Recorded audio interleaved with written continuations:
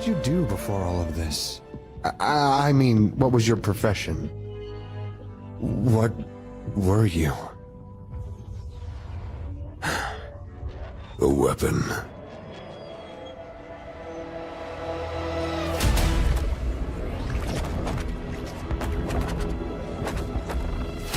Generals gathered in their masses,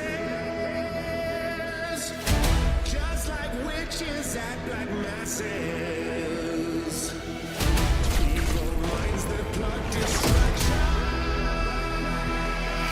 sorcerer of death's construction. In the fields, the bodies burning, as the war machine keeps turning. Death and hatred to mankind, poisoning their brainwashed minds. I never wanted this. But you betrayed me. You betrayed us all.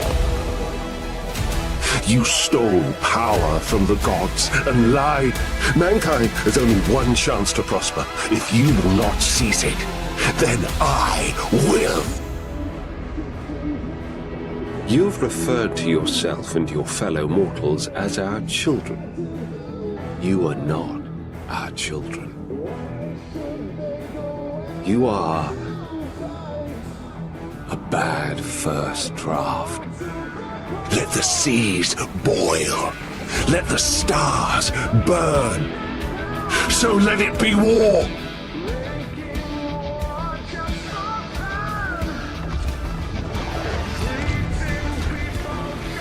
You wanted to understand me? Then you should have accepted that I was right! I beneath nobody! My greatest heartbreak is that when I've collected every last mortal soul and all of my siblings into my pit, that I will only have eternity to punish them. Though it takes the last drop of my blood, I will see the galaxy freed once more.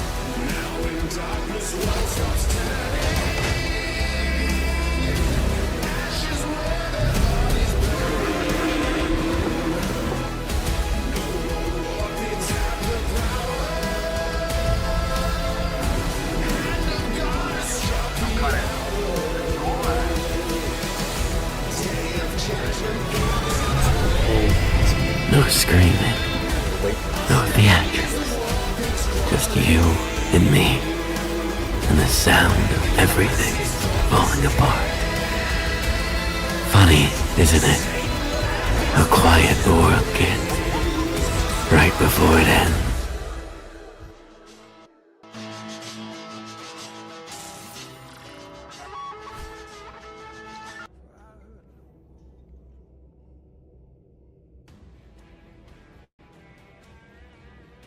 Hi, Convergence. Hi, Maddie. Hey, how are ya? Hi, Maddie. I'm ready. As you see, we've converged. The last 16 hours non-stop in this chair friends we made writing. along the way. The only times I got up was to get nicotine and piss. Another day at the long You day. went for to go- PVC. Please tell me you You went to go get piss? Oh, I have a question. Any sense? How all long do you questions will be sleep, man? saved till the end, and You 30 pee on your minutes. cigarettes?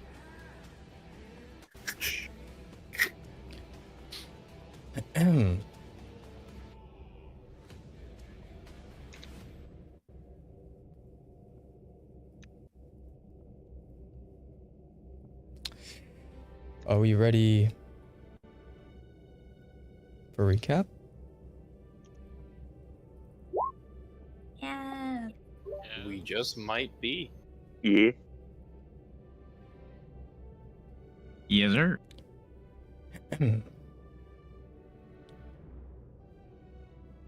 On September 27th, 35 years after the fall, a hostile trinity moved as one. Erebus, led by Grant Dawnshield. The new Fallstarian Empire, led by Faust. And the Traitors of the Regicide, led by Vicky, have all seized the Pantheon to bring forth Abraxis, the child of the stars. This is not an arrival out of nowhere. Abraxis has stalked your history from the shadows. The theft and reshaping of the Golden Throne in the Pantheon Torillian War. The chronomantic false hydra seated in Clearwater that birthed the Kronash. The linkage of Vigilo to the Kronash that now lies beneath the spire. The long road that raised Faust. Each strand was a hand on the same lever. And now that lever is being thrown. The battle space is cosmic and immediate. Pantheon is the vantage over the forest of white trees, and its ruin, the dark forest. And Abraxis names both. It's his proper seat. And when he calls himself your Absolution, he means it.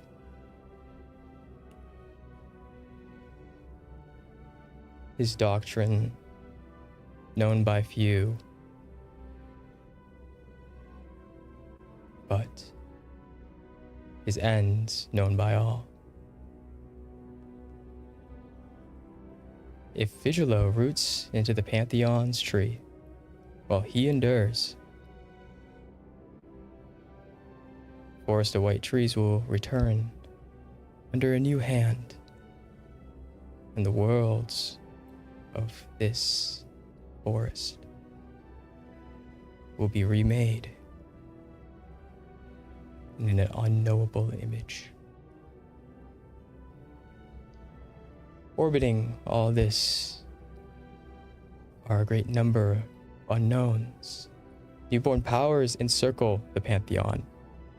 Rules of creation rewriting themselves within the veil. Wherever Abraxis's hands take hold, weather, memory, and customs rewrite themselves. This will not be a victory won by force.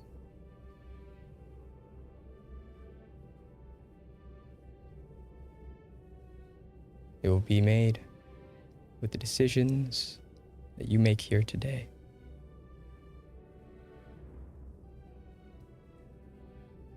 If even one of you stabilizes this world,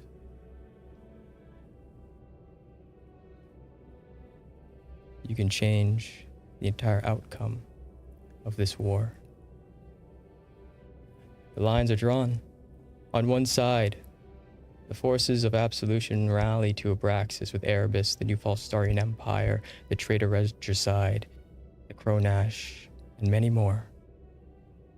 Opposing them, the forces of creation gather the lions and wolves of Fallstar, the dark below, the red right hand, the Detorum Vindicta, the breakers of chains, the children of creation, those still loyal to the Regicide, the occultist custodes, the inquisitors of Fallstar, the Sundered Kingdom's first class, and the Sundered Kingdom themselves. This is the largest muster of forces that this multiverse, in all its timelines, in all its paths it could take, has ever seen. Because these stakes are final. Abraxis is the sum of a long exile and a careful count. He believes mercy and cruelty both failed this forest. He's coming to rectify that. You now face a being far greater power than anything you have faced before. If you win, tomorrow still will exist. But if you lose, there will be no restarts, no do-overs. That is the board you now play on. The only step left is to find out how to win.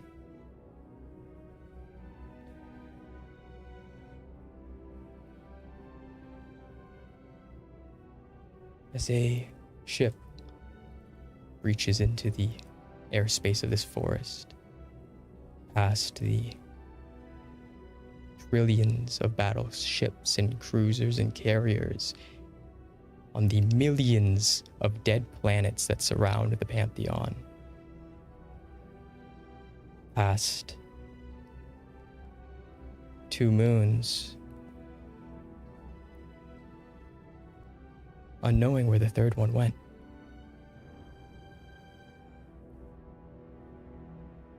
As you enter, you see down below the great veil over the Pantheon, encompassing every portion of it. And even from this distance, you watch it grow, spreading out. Those of you sundered with more of a keen eye notice that it's exponentially so. And as every second passes, and as that golden light emanating from the center of the capital of Fallstar beams upwards past this veil into the shapings of a planet,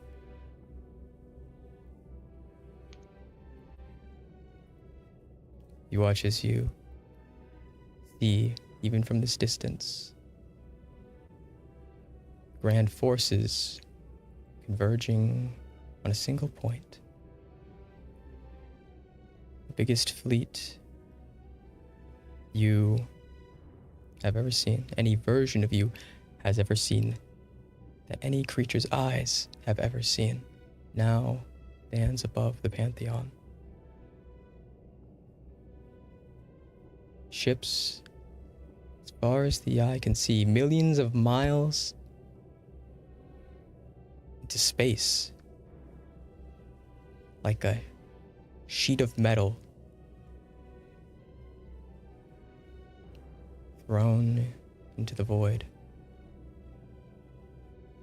The lights, the makes, the models, all differentiating themselves clearly. Golds, reds, greens, blues. All surrounding a single ship. Compared to the fleet, very small.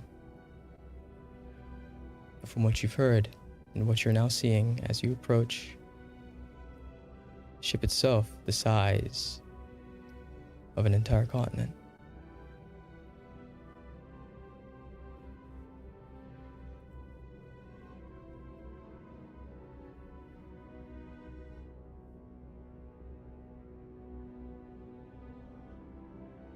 As you approach, the letters on the side in common, each one size of the largest lakes of any world, biggest megalithic cities. Simply letters on the side of a craft. Clearance is granted for your Skyhawk to land. Silas, please tell everyone how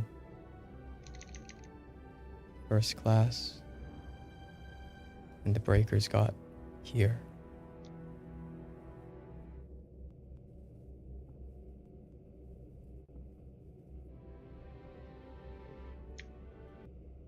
After what could only be described as a weeks-long campaign,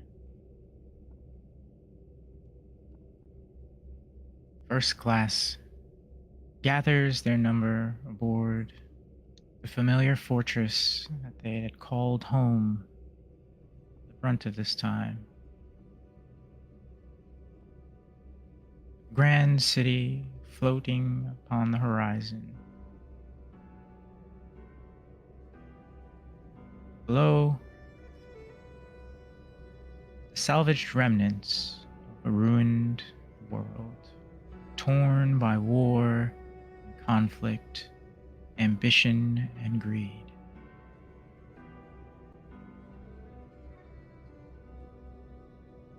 Bloodshed,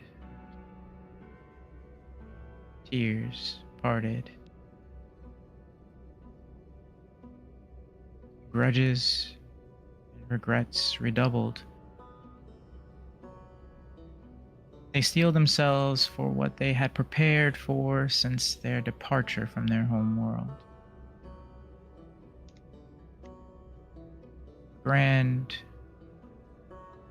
arduous war, fought on many fronts, allies made, enemies defeated, and all the while, a campaign that felt as if there was never going to be an ending, where one victory was won, another propped up, another conflict, another crucible. And now they leave this all behind to face the final battlefield they had been preparing for. The culmination of an assessment that would test the mettle they all had. And an assessment from which it would appear they succeeded.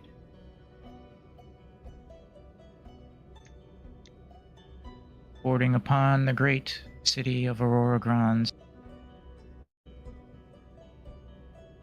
a shimmering rift would tear open in the skies above the city of Frostholm.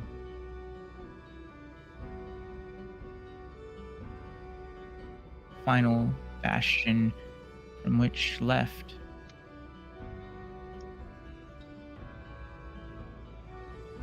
and as they crest through, feeling the familiar dampened tremors that rock the city as it presses through the threshold between spaces, it would make for the Pantheon. But not quite yet. For there would be one final stop before they would make their way to this great battlefield. A return home. A return to the ruined remnants of a world that they had fought tooth and nail to protect. That stood as a vigil and a testament to their conviction and a willingness to do what needed to be done, where others would falter.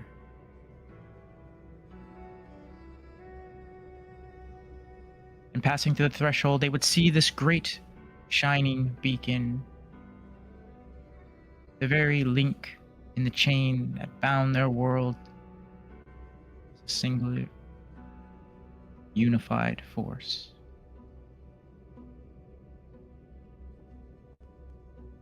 After centuries of war, of attrition, and through it all, growth, they would return back to the great capital of Ravensloft for an opportunity to see their home one last time.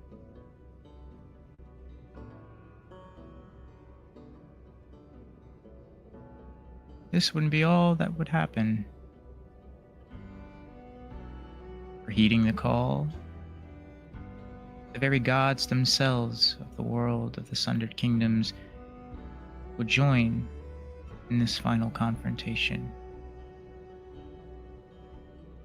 putting their strength and their very lives to the test against what lay ahead.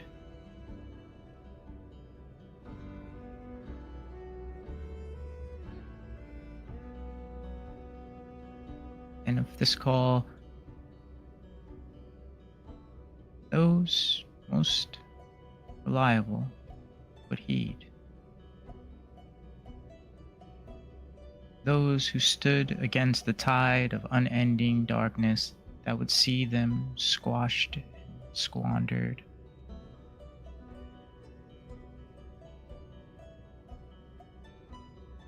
And as they say their final goodbyes and farewells, parting with loved ones, family, friends, more.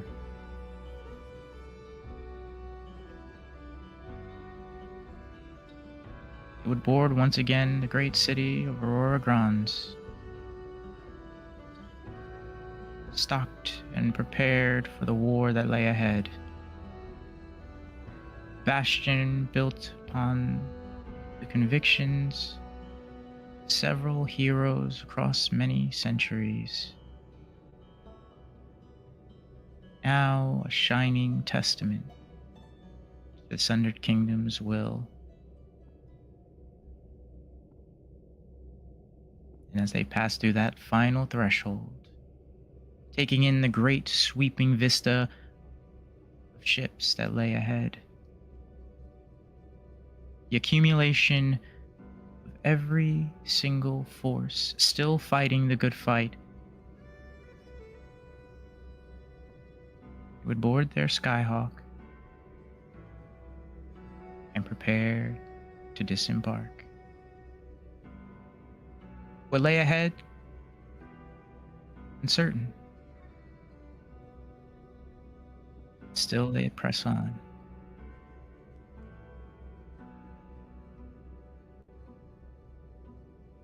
Now touchdown within the hangar of the Conviction, heeding the guidance of the nearby staff, military forces, would begin to make their way towards the Great Hall. Those most trusted by the Empire, those who put everything they have,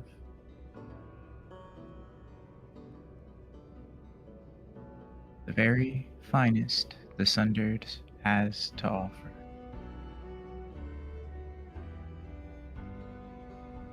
They brace themselves for what lay ahead.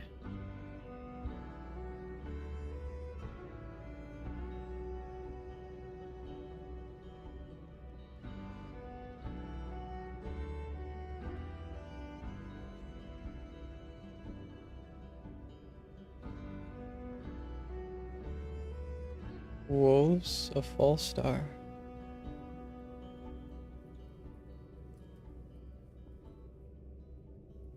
You find yourselves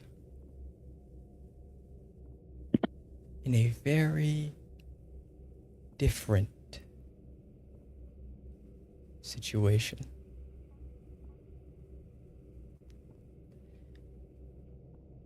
First thing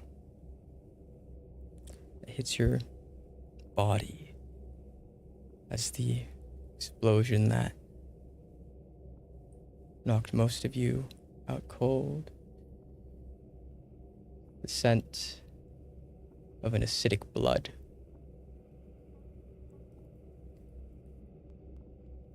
As you look around,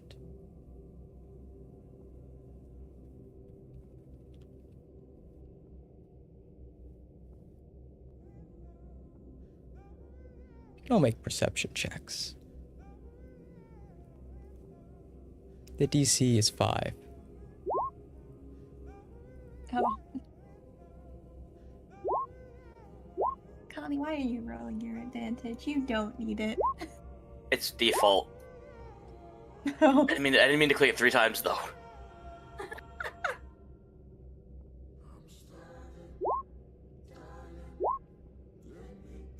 Only the wolves.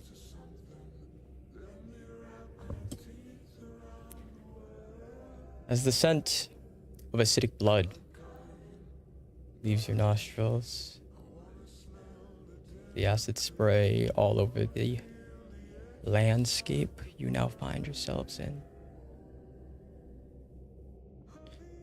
As this battle continues,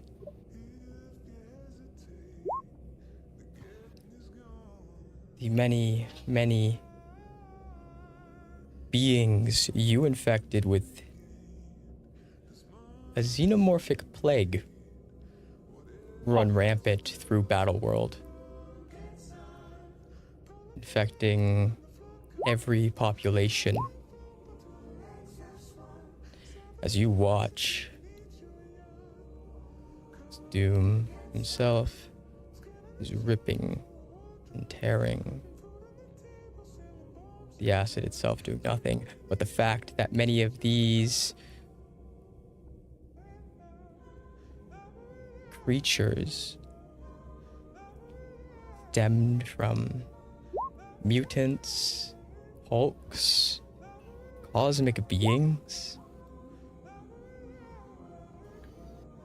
It is proving a lot to handle even for a being who houses a world seed.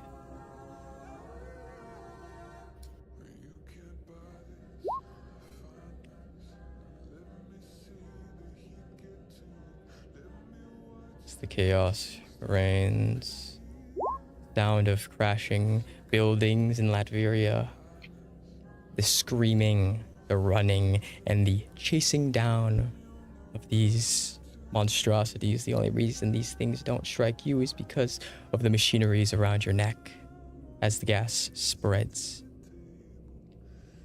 this infection spreads. And as you and your allies of this world watch the rapid destruction and dismantlement of a god before you,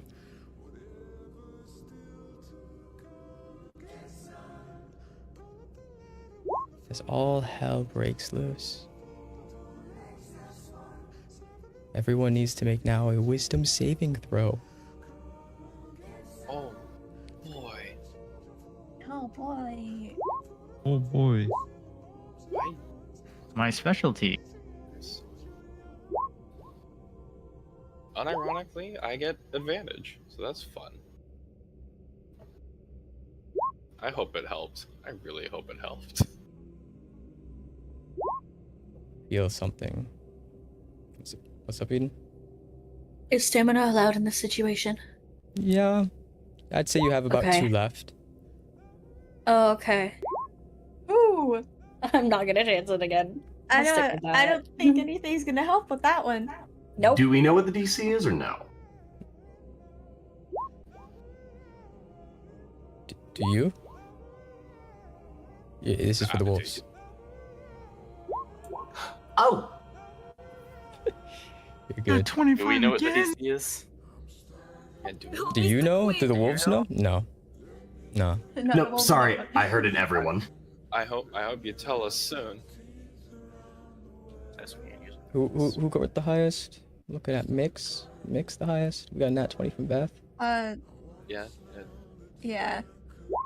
I got a This for the auto Wow. success. 34. Beth? You would normally have passed that, but sadly, it has that ability. Oh no. As the sky breaks open, as you're looking up, a massive eye tearing its way, staring down at the battlefield, black lightning striking the ground around you. Suddenly you feel helpless as it stares directly to all of you.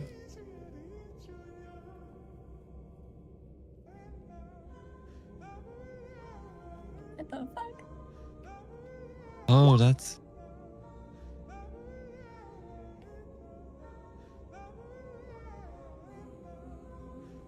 All in typical Gelstrow That's fashion. Terrified as he is, When he's the going to push tendrils them. begin, as they lurch up, grasping onto Doom, And you watch as the eye, like a mouth, opens up. Ah, shit, the fucking seed again? Oh god. As Abraxis lurches Doom up. You hear him as he yells out off in the distance as he's being dragged. The world seed flickering from its normal white on his armor to black. What trickery is this? Unhand me. Unhand me.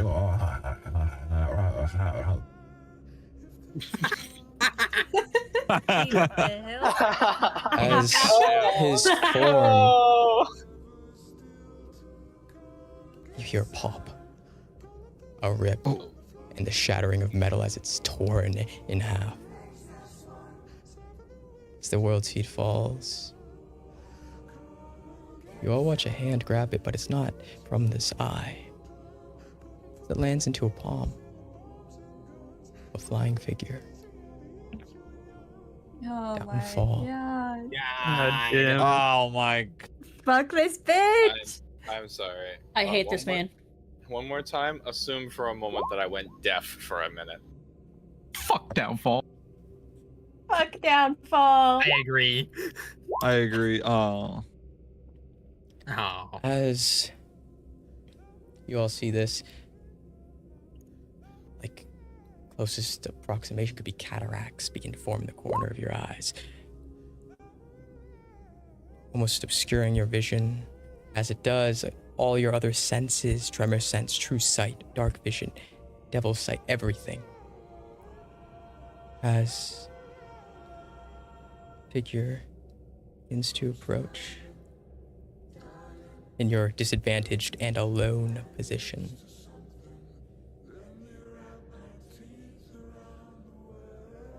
That is,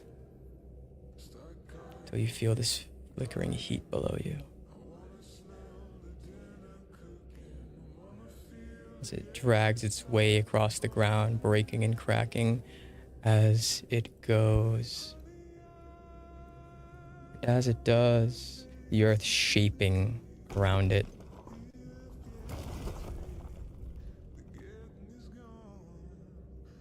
You see a figure begin to appear as a tear in reality is torn, and you all stare. The last face you thought you would be staring at this specific moment. Downfall at this point is to be expected. You have encountered him on almost every world you've been to. But the Scarlet King is not. Oh. As you watch his princes Anything else appear from this portal, Downfall in equal measure is confused as well. As he motions towards the portal, and then towards you all, as you see the effects of his ruination ability take hold of the enemies, not yourself, all save for Downfall. As suddenly all the xenomorphic hulks and super soldiers, demons, devils, and angels begin to melt under their own acid. And emotions, again, as the princes appearing from the portal take their attacks towards Downfall. What do you all do between the two evils? I'm just gonna loudly whistle for the party's attention and just gesture to the portal like, we're not winning this one. Alright, yeah, that sounds like a plan. Fuck that. We're not leaving that seed with Downfall. You watch as AM, between popping the heads of these monstrosities that are walking through, kind of looks over at you. If he had eyebrows, he would be raising one. No, little Castro, there's much more fun to be had on the reverse crucifixion cross. Oh, Oh no. Um, Strange just is automatically expecting Kelstro to start shooting him. Yep. Where's that roll? Grabbing the barrel of the shotgun and pushing it down before he can fire at him. Yeah, I'm gonna start shooting too. Oh. At AM? At who? Should I shoot him? No, we Oh, do God. No, I aim past AM and I shoot downfall. I saw Mr. I never thought I would say that sentence, but I aim past AM and shoot it downfall. As you fire these shots at downfall, even AM seems surprised that you didn't fire shots as he looks back at you. My, you can change your fate, can't you?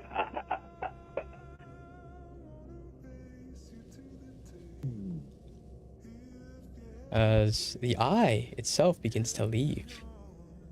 Seemingly, whatever it is, completely unconcerned about anyone else here. Anything but that world seed.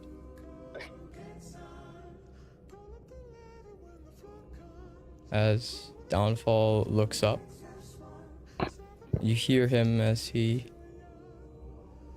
is motioning towards you and yelling at the eyeball that's leaving from the hole in the sky.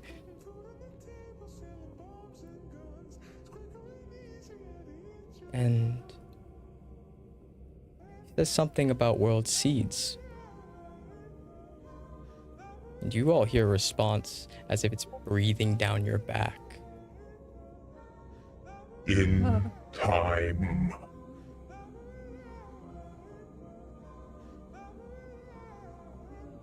His downfall follows. As he leaves, you still see those two wounds in the back of his body, dealt by the sword of Damocles, the strikes that he survived.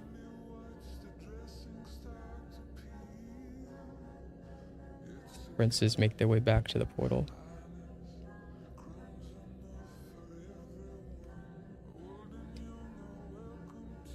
Scarlet King looking over at you all. As he does. Last chance.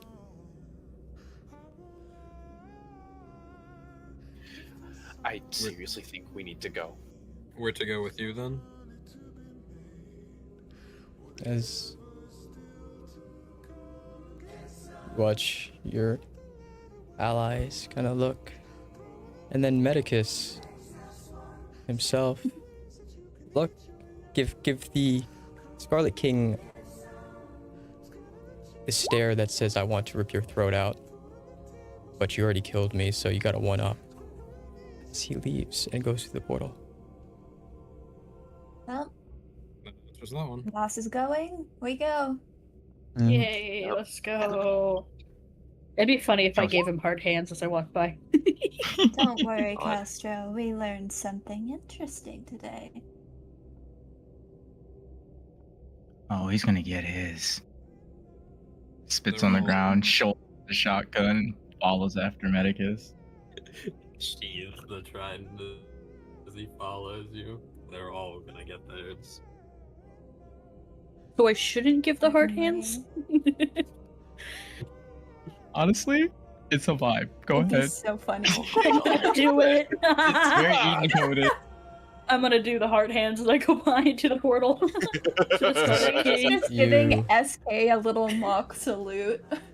Give the Scarlet King, Dark Lord, 7th child of Star creation, Lord of the Dark Below, and God of all ends and ruin. Heart hands. You watch as the man standing next to him, the eye of the king, give you back the heart hands.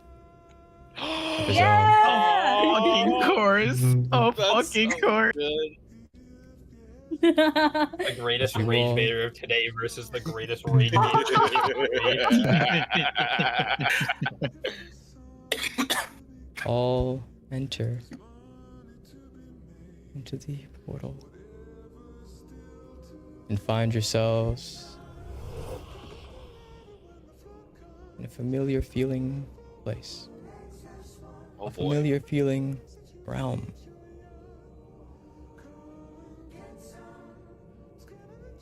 As you enter into the halls, you see every being that you have met and not yet met from across the entire forest. As you look around, lions, Inquisitor's red right hand, Silas Quint and the Sundered Kingdoms, the Breakers, the First Class, all scattered. Regicide, Detorum Vindicta, Sanguinius is here. Katsu. The feeling overwhelms you, a feeling familiar from the Red Wastes. The children of creation are here as well.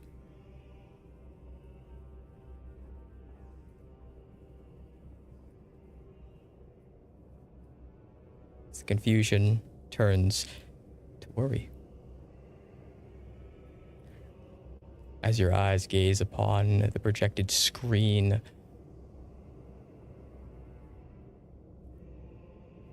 on the walls. Prepare your PCs, because I'm about to show you exactly what everyone's now staring at, too distracted to even notice that the resurrected Emperor Fallstar and the wolves are alive. Yep, closing the roll 20 and looking at the stream. Yeah, I understand, mister. Alright, I'm closing all my gonna see if it tabs. loads, but Now, what if I turn hardware acceleration off? What? As you what am I supposed all to be looking continuously stare up at the map that Axiom has put up. Oh my god, I have to load it twice. no. And stream Oh, it you twice. have to load it twice. Oh no. As Oh you stare no. at the map. My PC. What the fuck? And this is what you see. The It measurement is tool is accurate if you'd like to measure out exactly how big things are. accurate. The measuring tool is. Oh. Oh my god, Minnie. Jesus. I literally can't You even have know how to do it. animated things on this map? Yes, he put an animated layer over it because he's an asshole. This man What hates the us. fuck? Somebody's That's not even the I think most someone's crazy PC thing I have for today. died. Animated map layers. Someone's eating their microphone. I don't. I think that's the Yeah. PC burning. Their PC crying for help. It My takes PC crashed, so give me a second. It takes me 30 seconds to switch tabs.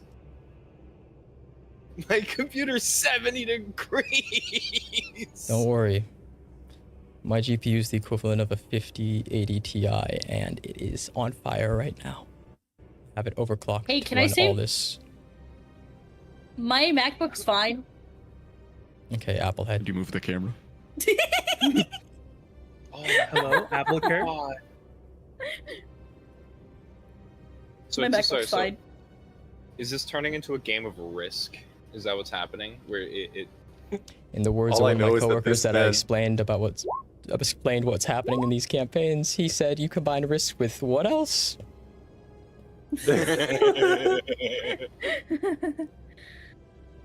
So And then you he really proceeded went to call made me the mentally ill. biggest... Yes. Well, that's You went into the biggest fucking map you could and said, you know what this could use? I don't think this is gonna break enough PCs. Let's put fucking animation over it. Hello? First, that sounds like an exaggeration, but this is the biggest map that Roll20 can support. And I had to chop up the No, I actual believe map you. and not upscale surprised. it. so far. No, I believe you. Oh my Turns out Roll20 doesn't like God. 32K textures. You're a bad person. And you put the animation on top of it, you sicko. Oh my. Yes. Yes, I did. Actually, there's multiple animated layers. My PC's already dead. Multiple? Oh, fuck. Oh, Jesus Christ. shit.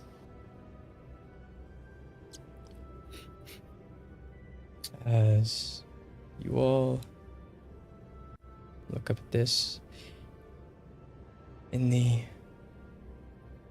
corner of the screen, you watch as something begins to animate itself into being. What the hell is that?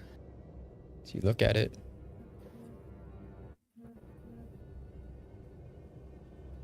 It is a 10-minute timer.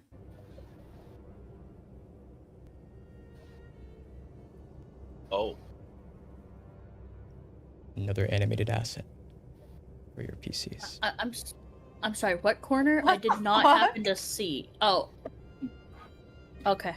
As Axiom comes over the intercom,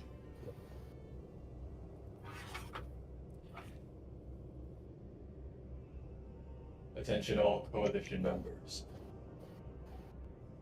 The accord will begin in under 10 minutes. The presenting order is as follows.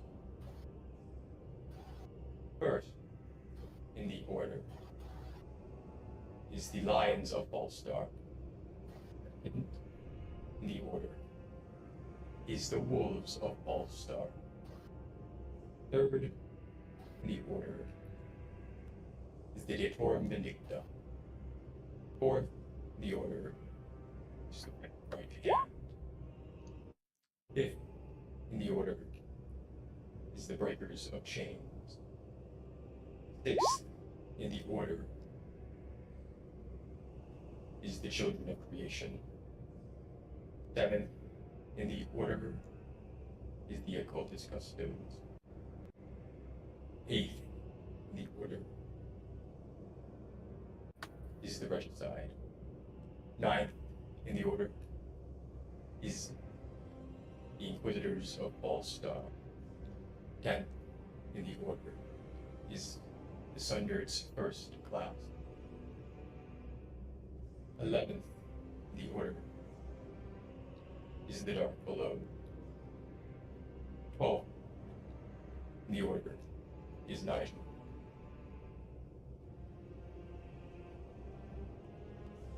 Comms will come back on 1 minute out.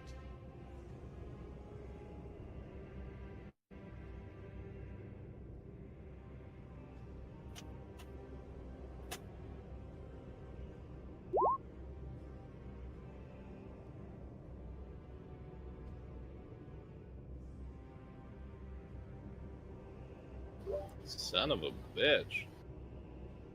As you hear this, Wolves, canonically, you have 7 minutes to make a speech. I hope you didn't make a speech, but I think I got your speech. No, we did. We did, Yeah. but we figured it would be something like this, so we made it actually really short. Good, because you're second.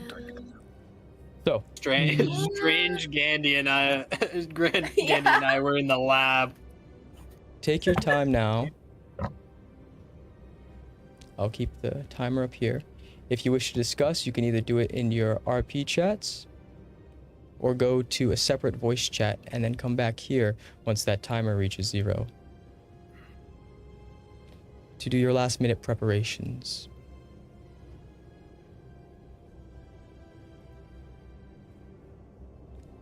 Till then,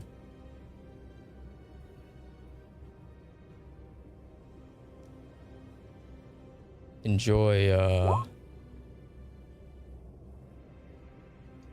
this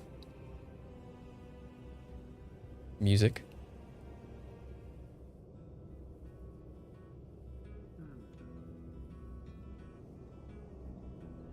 This is nice. It's your crush. I love this guy. I thought it was gonna be elevator music, not gonna lie.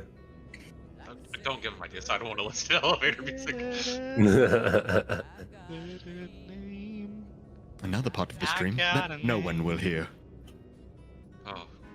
And I carry it with me like my daddy did. Alright, sorry. You know, I'm glad you knew how much of that you could get away with before I unmuted to yell at you. I know my place. He learns well. I love this guy. I love this guy. No, my finger was literally over the button to tell you to shut up, and you immediately went, "Alright, I'll stop." I felt it.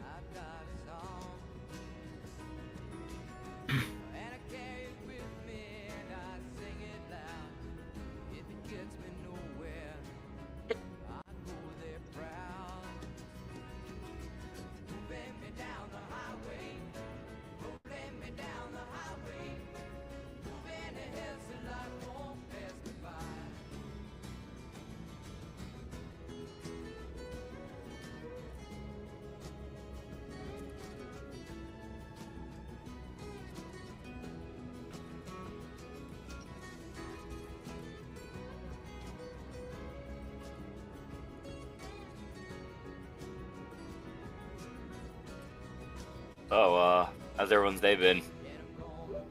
Long.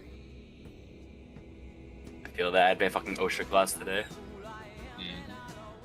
And from the looks of it, it's about to get a lot longer. My Gotten my 30 laptop minutes of saving sleep grace. in 3 days. Homie! What the fuck? Please. You'll see why. Jesus Christ. Nettie, I can already see why, and like, please sleep. Don't know this one. So I don't He's think gonna this sleep is for the whole month. I don't think this is an appropriate time for reunions, unfortunately. Yeah, like, no one's questioned no one's questioned us yet. Kind of funny.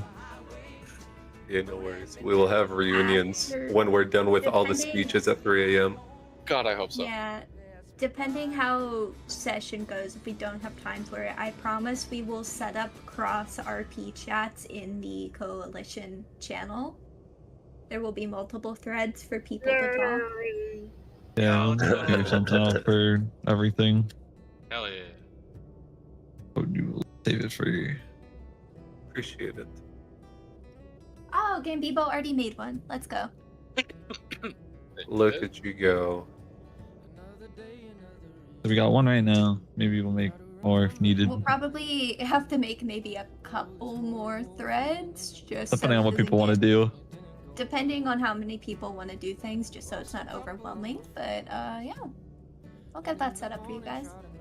We already got one. I'm gonna get crunk. Huzzah.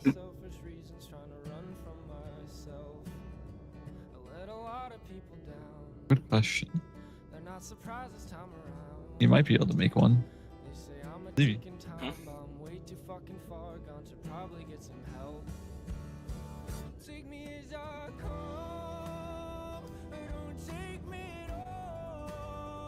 God, I'm only on like page 143. Man, this is some like chill-ass radio. It is. So glad I'm so glad this giant spaceship. You know, it's got its own radio. This is what the whole ship hears. Exactly. Is this not like starting soon music? Axioms playlist, man. He loves this stuff. Oh, got it. Plus, like, it's not like stream will miss anything. I think it's muted. At least on Holy this shit. part. There's a whole continent named Griffith. That's crazy.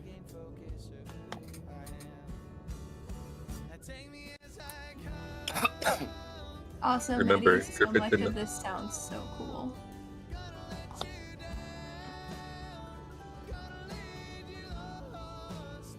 It is nice, yeah. Brother's been cooking. Every every time I read Albria, I keep thinking that that I is a T, and that he just put fucking Alberta on the map. I saw that at first too when I looked there. That's kind of how it goes. Man, I remember this map is just the fucking center. I do too. Confidence. Yeah, I got it. I remember. I remember fucking blowing up Pyralis, the fucking gap. Yeah, I remember the gap. I went to go slap laundry. I don't know what's going on. We got 20 seconds. 20 seconds. Cool. 20 seconds before the lion speech will start. Lion speech. We got some and music then the though. wolves, and then the actual rest of the order, because I don't remember it off the top of my head. Is in the And then it's in the chat, so insert. don't worry. Yeah, and then insert rest of order here. Sorry, so it's the one spot. Isles of Boomba cult. Isles of Boomba cult. Oh wow, the 10 minutes are up, and now they're restarting. Oh. Looking. And I carry it with me like my dad. Alright, I'm sorry. Need to get more nicotine. We need another 10 minutes. Another 10 minutes for nicotine. Uh, Nicotine break.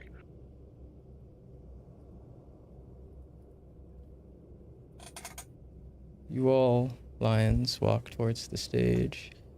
Your plans of going last seemingly burning themselves, strangely enough. Or as you were aware you were supposed to go last. But as you step up onto that stage, staring down some people that some of you have known for decades. Some people you have seen kill your friends for decades. This sense of mild confusion in how you're supposed to feel about this moment courses through you. At the end of the day, you know, just like all your enemies here, if you lose, everyone will lose.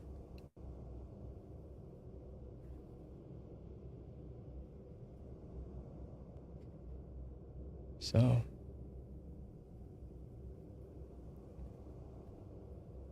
who's stepping up to give the speech?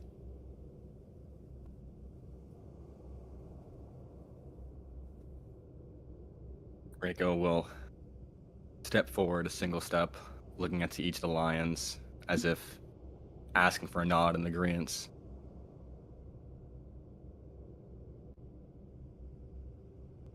Mirella will nod at you.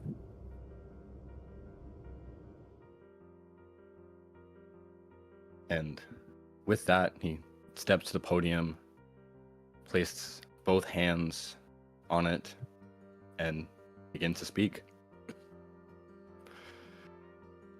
Empress Alexia Fallstar, child of creation, head of the Datorum Vindicta, and all gathered here from the farthest reaches of the White Forest. Hear these words. We stand together at the edge of history. Before us rises a storm darker than any we have faced. But know this, we are not here as scattered people. We are here as one. We are the Lions of Fallstar. For centuries our banner has flown, but let no one mistake it for a mere title. No, our banner is conviction. It is the embodiment of our people's hope, our will to endure, and the memory of all those who stood before us. From Cade Fallstar, the very first line, the man who stood when no one else would, to those you see standing before you now. We are bound by more than lineage or arms. We are bound by spirit. Our names may fade, our bones may crumble into dust, but what we stand for will endure. We are not simply flesh and blood. We are more than swords and shields. We are a legacy. We are a promise. We are a roar that echoes across generations. Defiance carried forward by every voice that dares to say no more. No tyrants, no darkness, no child of stars can silence that roar. And here lies our greatest strength. There will be others. Listen well, for this is what angers Abraxis most. We are not alone. In every village, every city, in every heart that still beats for freedom, others rise. They gather strength. They remember our struggle. They take up where we left off. You cannot chain an idea. You cannot kill the will of a people to be free who yearn for it. The Lions of Fallstar are more than those who wear our crest. They are anyone bold enough to stand against turpitude. So hear me, Abraxis, child of the stars. You may kill me. You may kill everybody here. But unless you hunt down every last soul who draws breath in defiance of your rule, you will never claim victory. For as long as lungs draw air and hearts still beat, we will fight. From ashes of defeat, we will rise again. You cannot end us. And when all is said and done, it is you who will fall. Now, many of you know this truth. We are not the only timeline. Countless others have existed before us, with faces like ours, broken fates like ours. And yet not a single one of them has reached this moment.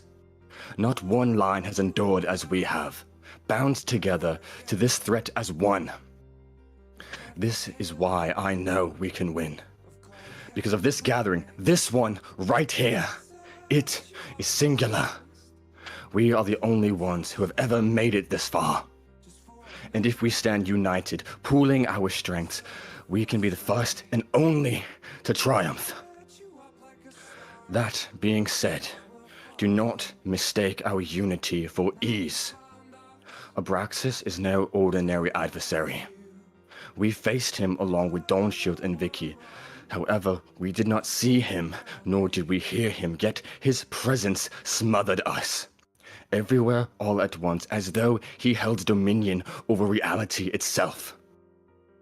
I remind you, his strength is that of prime father creation before he bestowed his powers to his children. Abraxis empowers his allies in proximity with impossible speed and strength. He twists the flow of magic, choosing to absorb any cantation and unleashing that when he sees fit. His generals under his influence, when slain, rise again within moments, unbroken, renewed. And worst of all, he chooses among them a vessel, a champion whose strength multiplies beyond reason.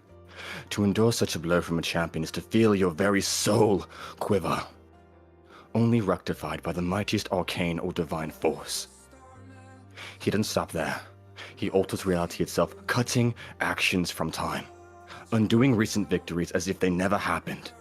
He can wither you into old age with but a thought. Or if you fall to his champions, you will be utterly and completely erased, both body and soul. Those versed in arcane know the weight of those words. There is no hope for resurrection. So why does Abraxis seek to extinguish all that we are? To answer, we must look to his beginnings. When the first world seed was shattered, as father creation was slain at the battle of the megalith of Absolution, a void was born. A barren expanse without light, without life, save for one soul.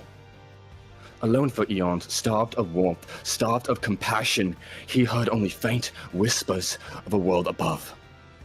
A world of color and vitality, yet also of anger and war. When the veil broke, Abraxis saw our forest, and in his bitterness, he judged us unworthy. He believes we squandered what he was forever denied, and so he comes, determined to strip it from us all. But let him come, for in his solitude he learned despair, and in our unity we found hope. Where he sees only emptiness, we kindle light. Where he seeks to divide, we convene as one. And that, my friends, is why we will endure. That is why we will triumph, not because we are stronger alone, but because together we are unbreakable. And so I say to you now, do not despair. Do not bow your head in fear. Lift your eyes to the stars and remember who we are. We are the Lions of Fallstar, but more than that, you, all gathered here from every realm, every world, every corner from the White Forest, you are its saviors. So let those damn banners fly. Let those drums of war thunder. Let every corner of creation know that we will not yield. For we are not fighting for land or crown, nor for glory, nor for vengeance. We fight for life itself. And we fight together. Raise your voices, raise your blades, raise your hearts. Let us roar, shake the multiverse until Abraxis himself trembles before us.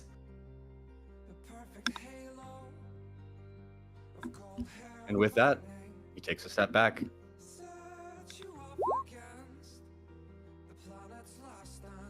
As you step off, to the sound of thunderous cheering. The only people not cheering for you that you see, Sanguinius and his archangels, even some of his gods are clapping, albeit reluctantly and hiding away from him. The Scarlet King is fully supportive. Every member of the Regicide. You hear as the eye kind of does the whistling with his crab-like mouth. It comes out wrong, like a choking deer. As you step down, hear Axiom come over the intercom again. Second will be the Wolves of Fallstar.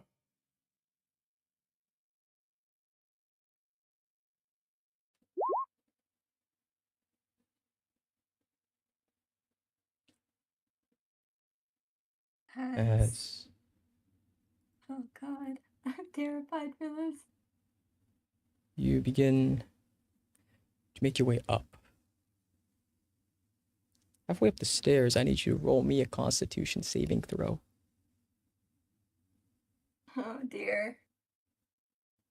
That all the wolves? Or just Strange, because they're the ones speaking. okay. Aye. You step up, looking corner of your vision. For a moment, you thought you saw 3 figures hanging from the rafters, hung by the neck. Balmung, Dante, and Phoebe. Oh, It's you. Blink. Look back at it. There's nothing there.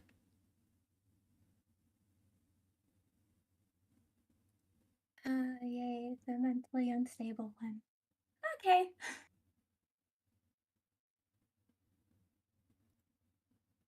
So you Oh, take your steps, geez, like nothing happened.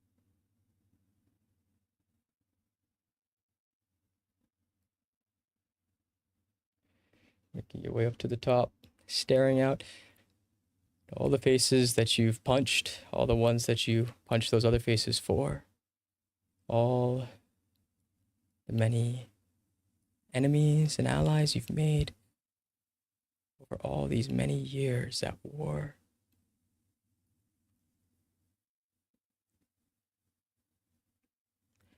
As you do this, what's your passive perception? 33.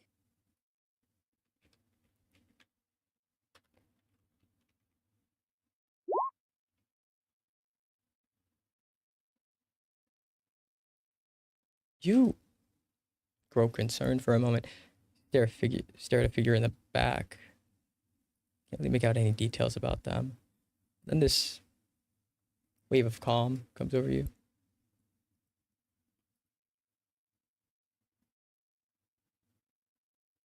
Blink, the figure's gone. Okay. Still not good. As you step up, mic is on.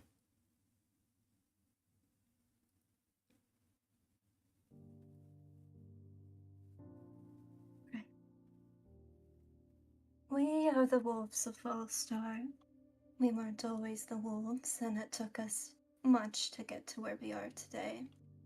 We've lost many allies, and our hands are stained with the blood of those who stood in our way.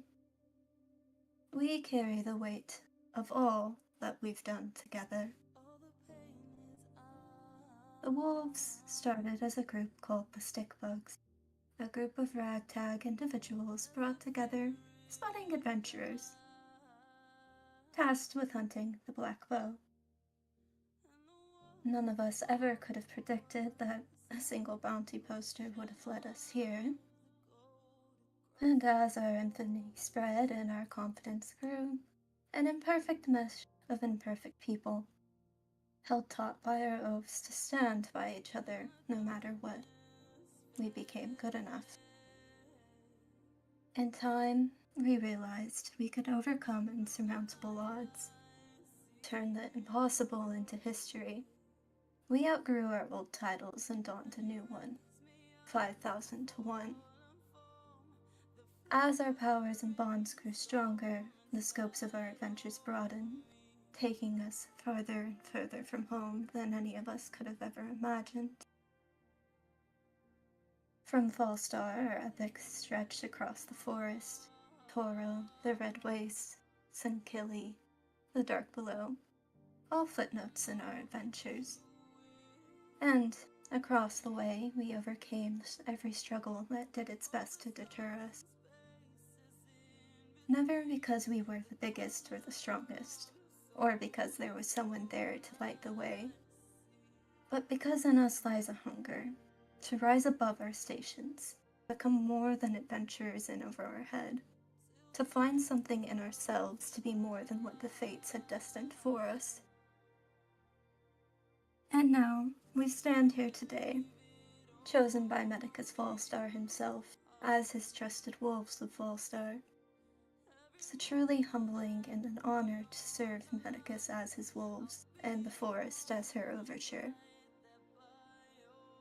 We're a team that tackle insurmountable odds. We're a family with bonds forged in a crucible that has time and time again endured.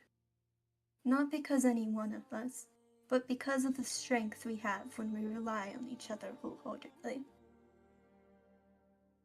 In this dark time, there can be no room for half measures.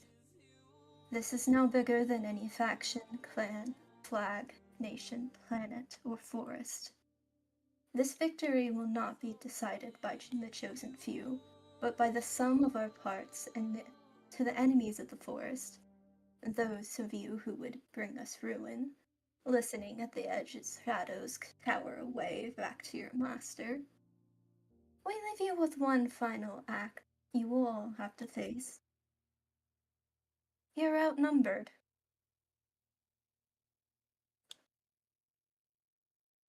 As Strange will conclude their speech and walk away. Yeah, that's my bestie. As you do, in equal measure as the lions. You didn't notice the surprise on individuals' faces until they realized that it was the wolves that walked up. Many of them were ignoring Axiom's notice. As they kind of look, when you mentioned the Emperor, they looked over at him in utter confusion, over at you in utter confusion. As far as everyone was aware, you were either dead in some backtree world or dead at Catharsis. As you watch, as passing you towards the podium, as he whispers into your ear, bang up job. Too bad, I'm about to show you up. Sanguinius walks up to the stand. As he does, Eye twitches. You hear as his remaining archangels that the lions haven't killed yet,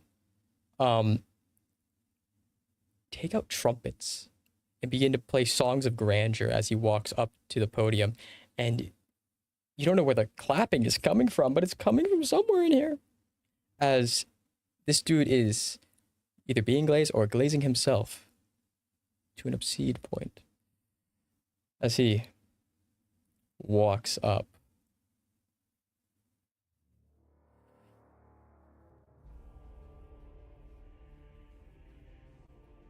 His form individually looking at each of you from your points of view. And regardless of how tall you are, where you are, he is looking down on you. And as he does, I have given you the courtesy of my presence. Do not mistake it for respect. Look at you. A Congress of borrowed crowns, rambling ambitions, pretending at stewardship while you all haggle over the adjectives of your speeches. Polish your failures until they gleam and call it providence. You speak of courage as if it's rendition were the same as blood.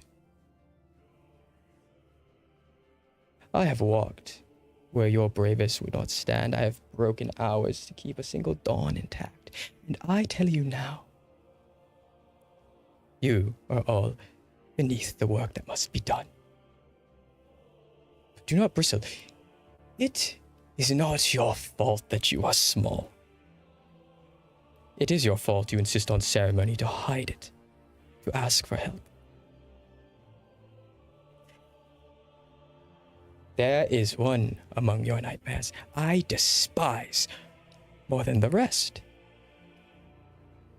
And all your ears have leaned to twitch at his name. Not the mortals of the forest, who have the decency to die honestly.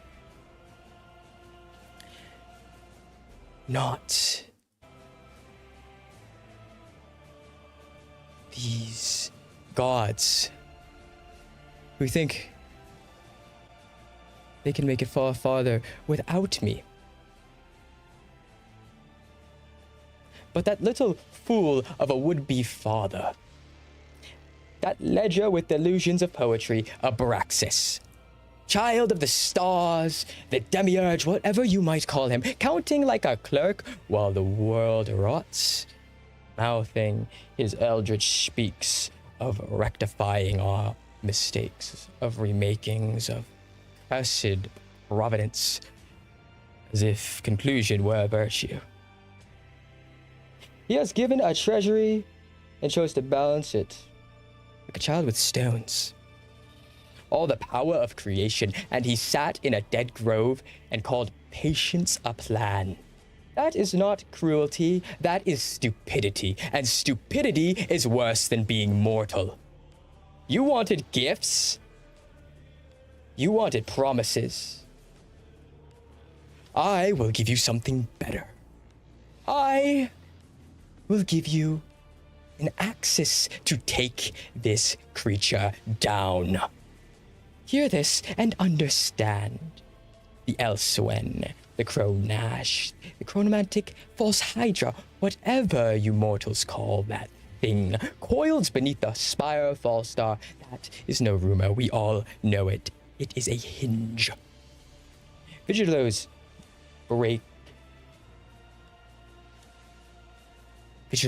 sundering of its veil.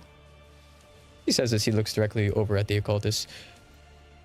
Yoked itself to that lattice, and through the child's long-reaching rope towards the Pantheon's tree.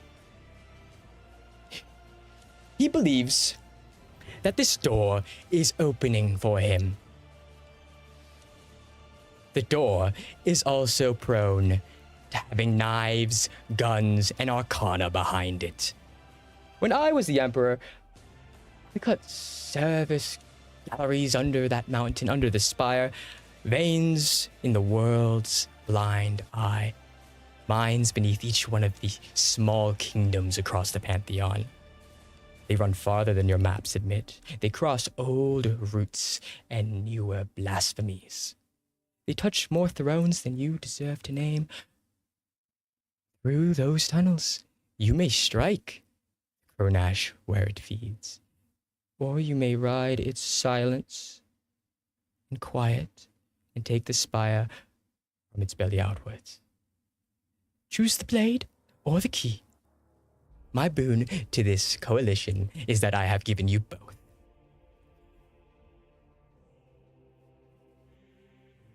Do not squander this with committees.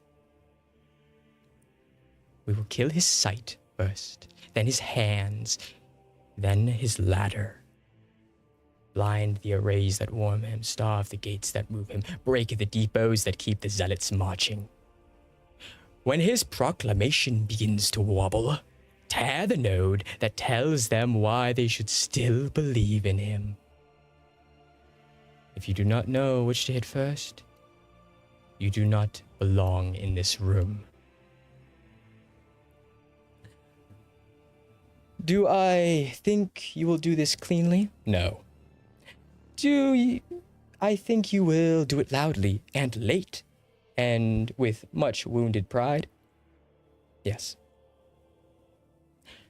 But you will do it. Because I have made it possible.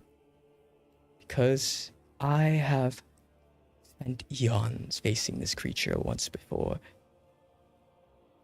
And because fear has finally taught you what your sermons and meetings and war councils could never. And as for you, Abraxis, listen closely. You wanted fatherhood without craft. You wanted conclusion without skill. You wanted the forest to forgive you for your arithmetic. I deny you. Not out of pity, but out of competence. You bumbling idiot. So, coalition, stand up straight. If you insist on calling yourselves the shepherds of creation, stop letting wolves write your liturgy. Take the tunnels, break the hinge, and if you must pray, simply pray to me. My speech is adjourned. You may thank me by making yourselves useful. As he steps off.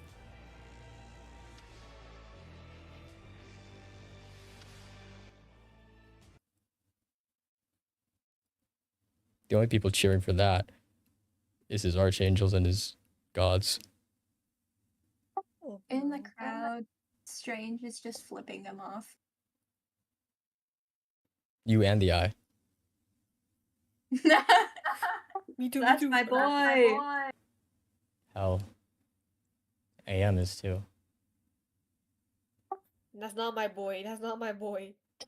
Yeah, that's not. You know what? You know what? If you can't beat him, join him. Oh, bro. What's the question, Kadai?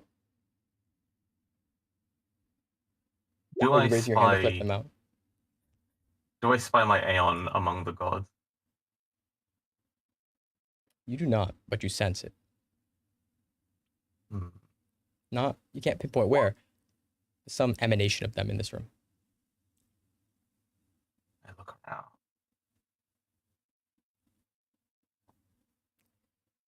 Gee, I'd like to look around.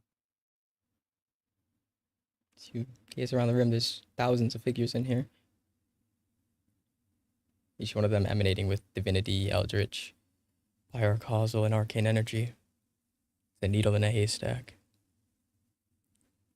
As you hear Axiom come over the intercom again. The fourth is the red right hand.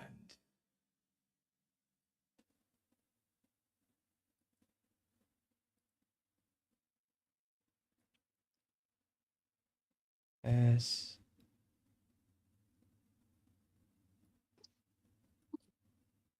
your motion to make your way up.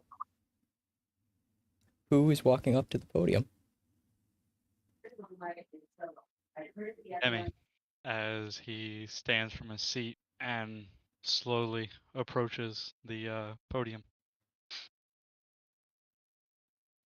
As you approach, with this strange shiver up your spine, you see for but a second where shimmering golden thread wisps its way around the corner and out the door.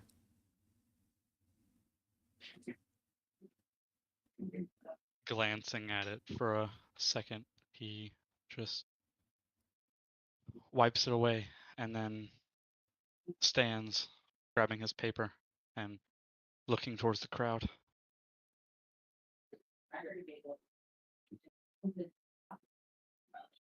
As he looks up at everyone, begins to speak. If there has ever been a time for us to come together, it's now. Amidst all this chaos and war, something has at last brought us into unity. Since I have returned to the natural world, that seems no small miracle. I'm Demi. I have another name, but many of you wouldn't be able to comprehend it, so... I come from a time long before any of you. Long before the fall, and far from any great cities. I come from a people of warriors, yet no training could have prepared me for what I have endured within the Imperium. The company I found myself among, back in my ancient town named Clearwater, which is a very bitter irony considering the horrors that unfolded. It's where I first laid eyes upon the brave souls I walk with now. In that very town, a creature resembling a false hydra had cast the people into a spell, or a trance. It was not known at first whether this effect was magical or natural to the creature, but soon we had discovered the trance to be the work of time itself. A chronomantic loop that took terrible tolls on us all. After countless attempts to comprehend and to battle the beast, which we had named Kronash, which from this point forward, for protocol, will be identified as Subject K. We had learned that the trance was born of a sound, a noise like singing, and from one of its many heads it sang this song to lull us so it could slowly feed. Pursuing the song, we found our way to its nursery. There, black liquid pooled around orbs resembling eggs. Eggs that were digesting humanoids alive. We came to believe this was how the creature fed and grew.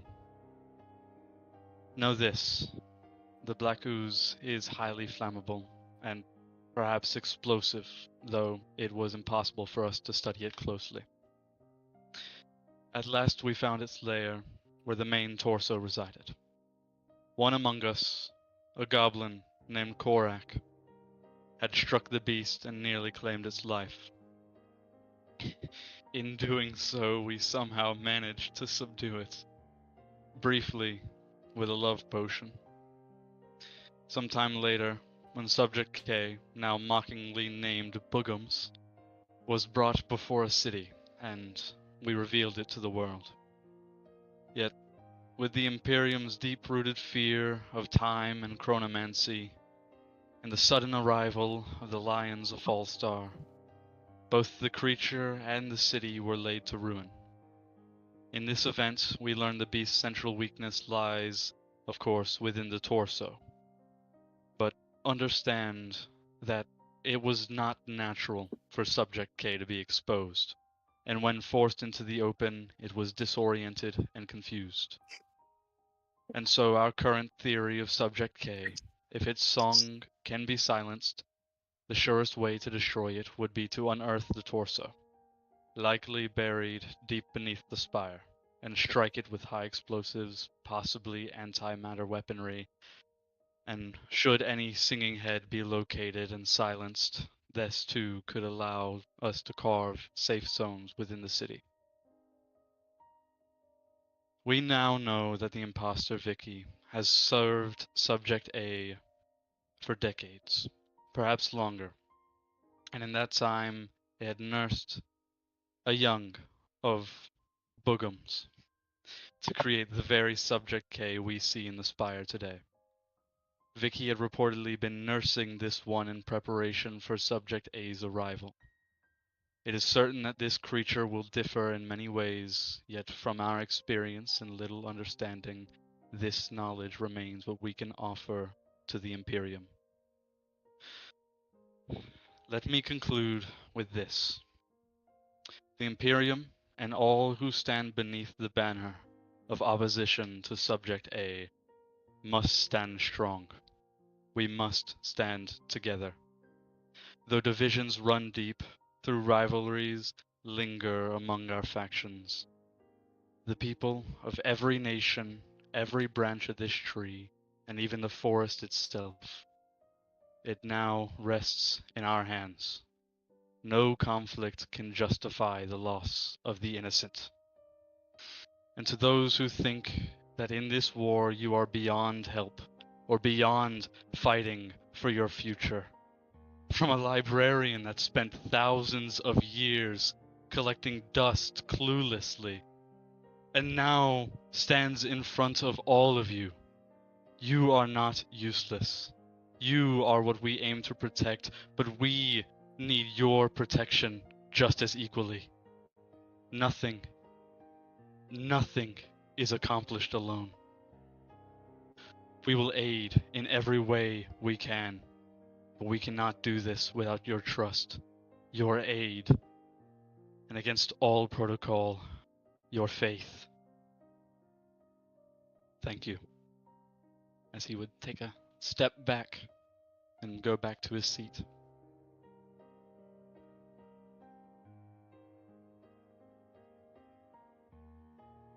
As you do, moving back to your group, everyone, equal measure clapping. Sanguinius seems to be the first time he's actually been clapping for anyone but himself. Mainly because he has probably a shit ton of beef with the other two groups that went before him. As you step down.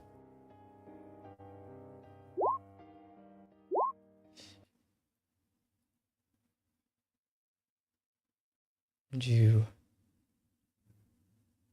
hear over the comms The sixth group. Fifth group. Breakers of chains.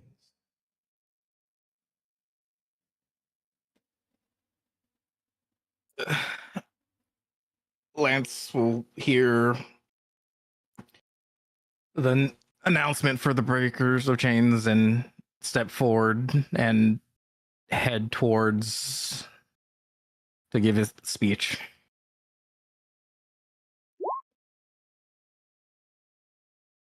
As you step up, looking down, many of these parties that are speaking you've either never heard of or seen only in briefings. The enemies, many you've had personal experience with, many of them being the cause of your suffering over the years, both your worlds and your own. But there's something calming about staring down those who think they're above you. Something makes it feel like for the first time in a long time, you're on equal level.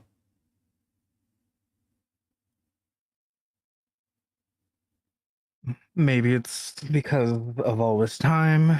Maybe it's just because he knows what he has to do, but there is that comfort and surrealness as he looks out, as in a way, this is what he always dreamed of, becoming a hero that people look up to, but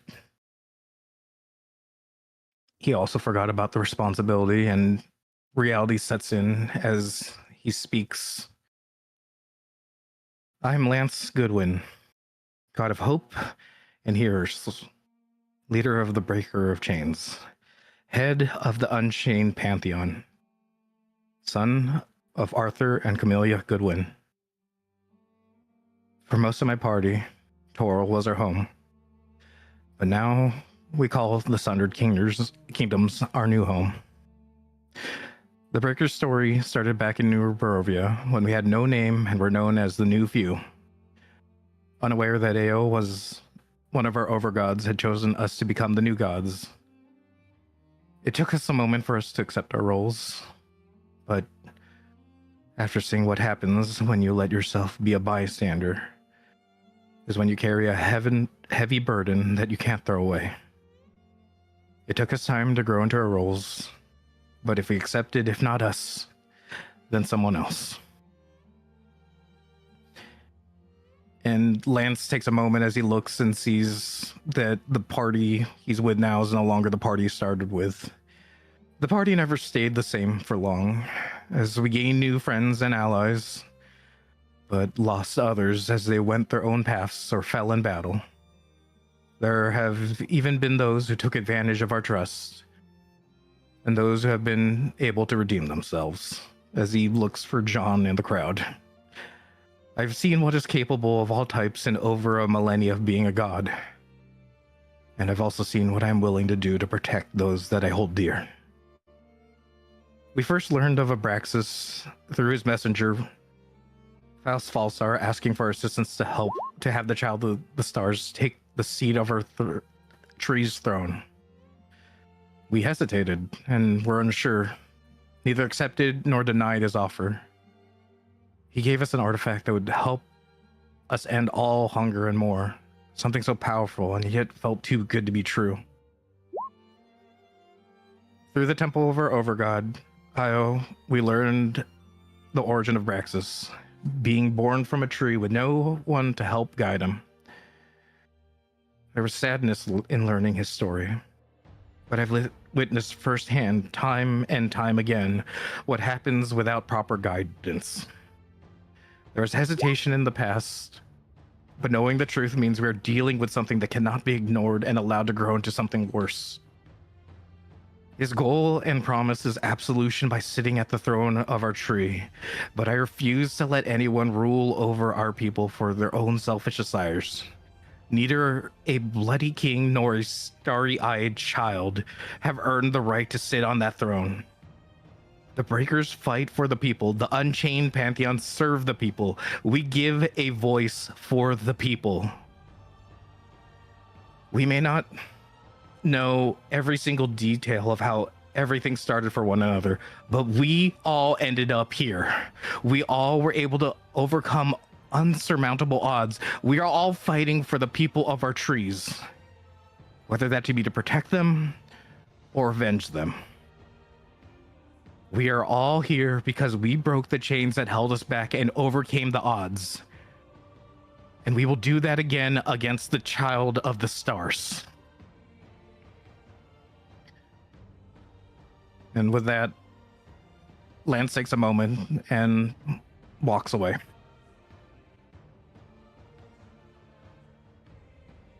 And all parties cheer as you step off. And Gwenius gives you that slow clap. Really sarcastic, slow clap. He remembers you. As you walk back to your group. I'll make sure to give him a nod as I know he's clapping. He stops clapping. I'll smile and wave. He kind of tries to hide it, but not really hide it, as he does like a fake gag.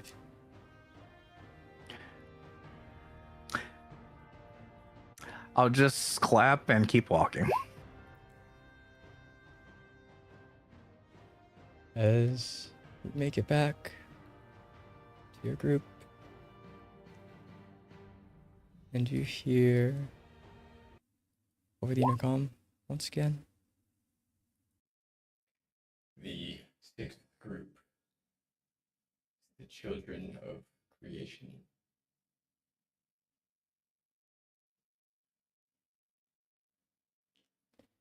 As you all watch, some of you a very familiar figure, those of you within lions, wolves, some of you of the sundered. Most of you figure you've heard of, never quite seen, the occultists at least,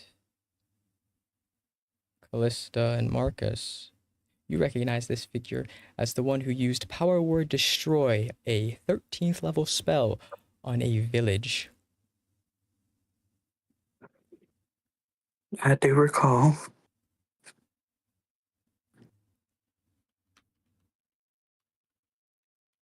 As he steps up, you look at him, his face. It is torn and rotted, only loose flesh hanging over a skeleton. He looks out at all you. You can't quite tell what his facial expression is.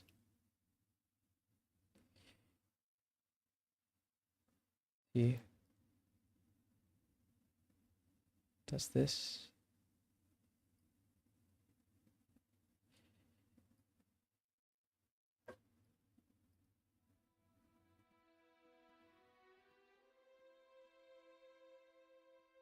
I speak for creation, for the children of the figure who made us all. We have kept the watch in the Father's silence. We were meant to bear and to bind, to cradle what breathes and hold what breaks. Instead, much like you mortals, we mistook secrecy for wisdom. We bargained with those we should never have named, and assisted the unwilling at bending knees to cold altars. We killed the very hands we were sworn to hold. We called ourselves unknowable and hid our fear inside of that word. And we were wrong. Hear our confession without plea. Atonement is not a poem. Atonement is work. Abraxis has seated his archons into the forest, into the Pantheon. These archons, creatures of his own, children of his own, clever and obedient, branches trained to strangle. He thinks them new. They are not. Their shapes are stolen from patterns we first taught the wood to remember. What we shaped, we can unshape. What we name, we can unname. So, we will stand with the mortals again, not above them, beside them. We will teach the killing of archons, and we will do it with our own hands. Learn these truths. Every archon wears a root name that can be cut. Every crown can be cracked. Their sap can be stilted. Their seed salted. Their rings closed until the hunger sleeps. We will show you the tools. We will show you where to strike, and we will strike with you. The forest will be made into its final form, not a ledger of sins kept by a frightened god, not a prison trimmed to fit a single will, but a living canopy where choice outgrows control. We will prune the blight, lift the light, and return the wild to its rightful mind. Mortals of the forest, children of ash and rain, we owe you more than apologies. We owe you service. Take our craft. Take our knowledge. Take our oath remade. And Father, if you are still here and listening, hear us work. And to you, Abraxis, hear us plainly. You planted your agents in the house we once tended. But now we are home. See, steps off.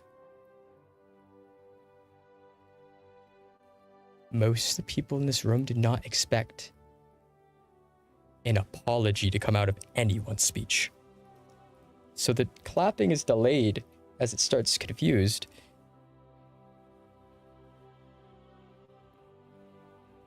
Then people realize they don't gotta worry about eldritch gods sneaking into their brain at night. The clapping gets louder.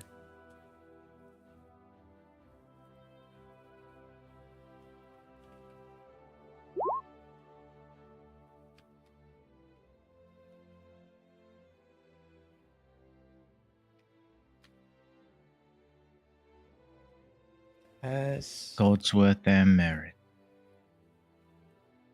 they step off, and you watch as 6 different colored lights leave from the throat and out the mouth of Katsu. Continue standing there. It was not him talking. It's all 6.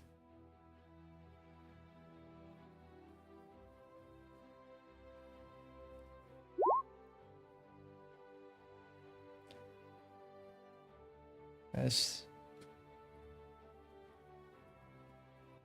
Axiom comes back on to the microphone, MC Axiom.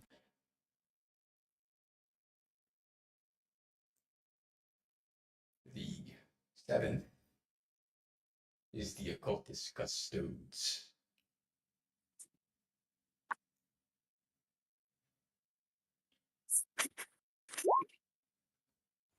Arexina will grab Callista's hand, just give her a gentle squeeze, and set her off. All right. Just gonna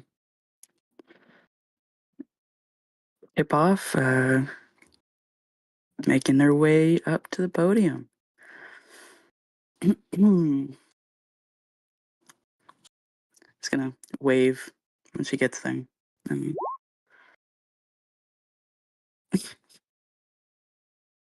The big toothy grin, I was gonna say. You watch as Katsu makes the big toothy grin back as he's staring at you. His eyes don't have eyelids. Or eyes. I don't.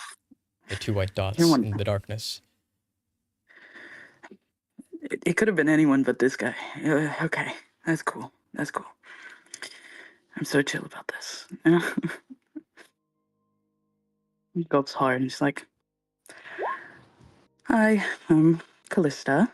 Wanted to thank you for inviting us to this meeting. We are truly in awe. First and foremost, allow me to introduce ourselves. We are the Occultist Custodes, an organization originating in Vigilo by who we know as the founder, but you might know as Medicus Fallstar. Each one of us was chosen to join due to being an overture, no longer bound by fate, no longer bound by destiny. And we have endured multiple deaths in order to be here. The war that we have been fighting on our planet turned out to be so much bigger than any of us could have ever imagined, and we believe that we have valuable information that will lead us to victory. Each and every one of us was recruited into occultists by way of our first death, pledging ourselves to this organization in exchange for another chance at life. This led us to our first failed mission in Carcosa. We arrived at the central castle to the aftermath of an eldritch battle, and we found a glass seal. We were unable to stop the veil from being destroyed, allowing Vigilo to be invaded by the creatures of the Forest of the White Trees. This ultimately led to its destruction. We were only able to make it out due to a lion by the name of Aldrich. And finally, we made our way to Riftshore. At Riftshore, we met with the remaining occultists and set a base, determined to take a stand against the upcoming invasion of Faust Fallstar. We prepared, we raised defenses, and created alliances while purging the corruption within, as the mayor had made a pact with an eldritch horror, all to culminate in the siege of Riftshore. We fought off the demonic legions and were ultimately betrayed by one of our alliances, a lich who stole the weapon of creation he had given us to kill the mayor. The battle ended in our defeat, and we had to recoup in the surrounding forest. We had no choice but to make a deal with the Scarlet King. We would kill Faust, and he would assist with the recapturing of Carcosa from his siblings, the Children of Creation. We were making our way through the Lich's castle, attempting to reclaim the dagger, the weapon of creation capable of killing Faust, when we were teleported away. Summoned to assist an old friend of ours, it was there that we killed a Baron of the Scarlet King, known as Steve Buscemi, with the help of the Bagman. We were betrayed a second time, and Am, the first prince of the Scarlet King, clawed his way through the weave to get to us. But instead of attacking, he informed us that he had been sent to assist with the murder of Faust. We finally returned to our realm, only to find our encampment invaded by corpses, death knights, and dracoliches, an undead war zone. After defeating the army with the use of magical artifacts, and once the dust had settled, we found out that we were the last of the occultist custos. The de facto leader of the occultists during the founder's disappearance, Stu, received information about a hidden vault called Cobweb Keep that may aid us in winning this war. As we traveled towards the vault, here is where we had our first encounter with what we now know to be a spaceship and witnessed its destructive power as it obliterated village after village, leaving no sign of life behind. The ship was under the command of Grant Dawnshield. This knowledge was extracted from one of his foot soldiers.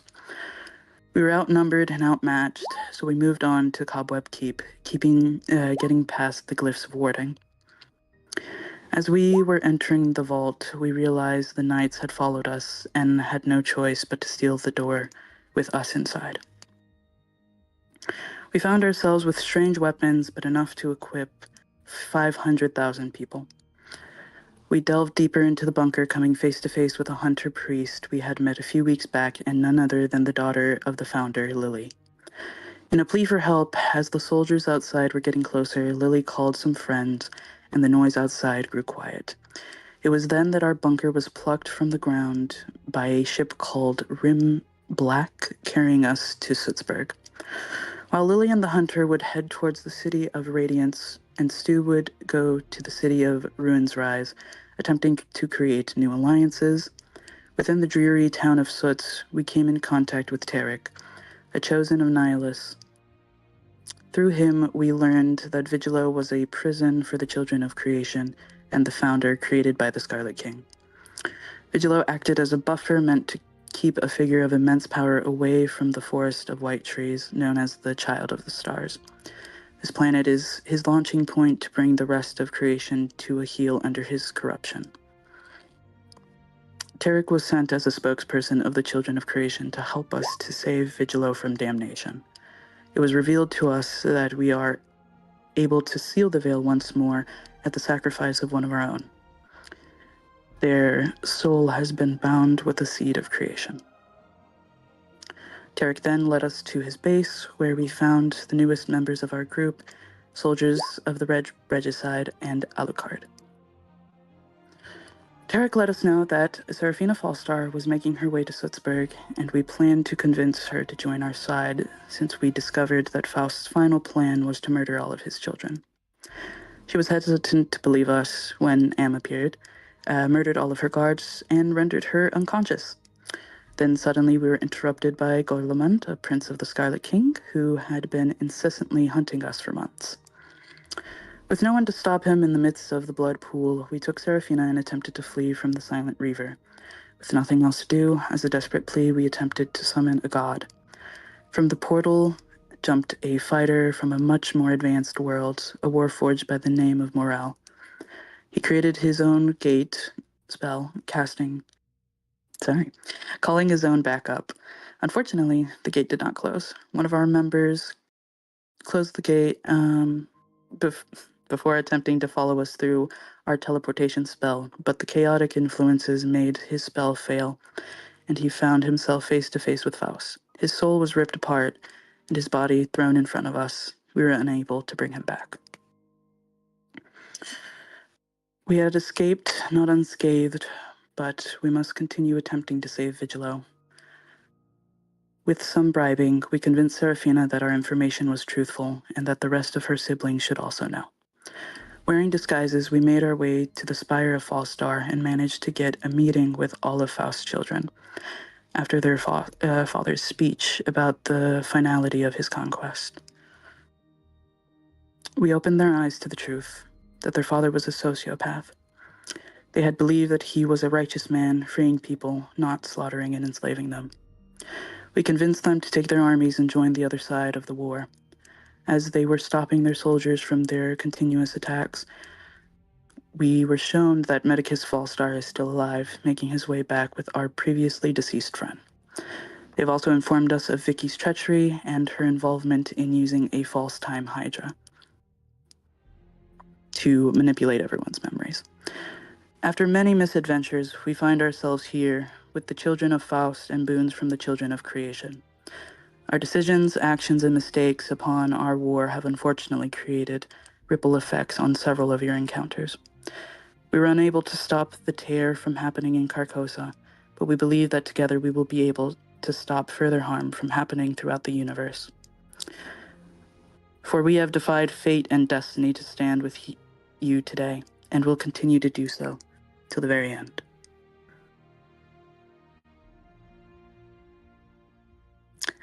Just gonna do a little salute and head out.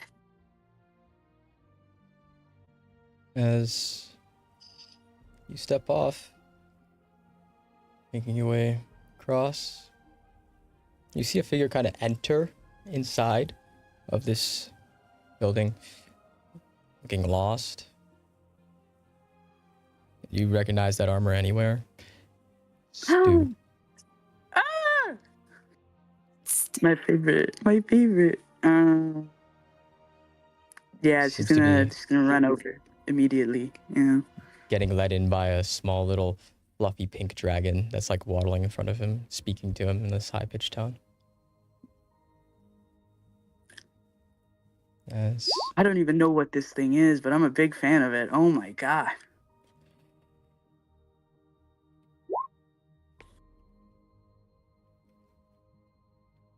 You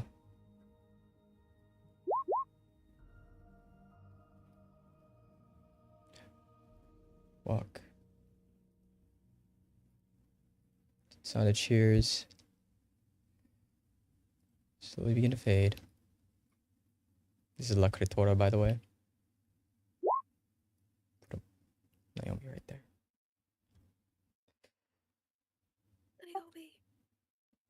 As you hear over the intercom, voice once more. The next group is the Regicide.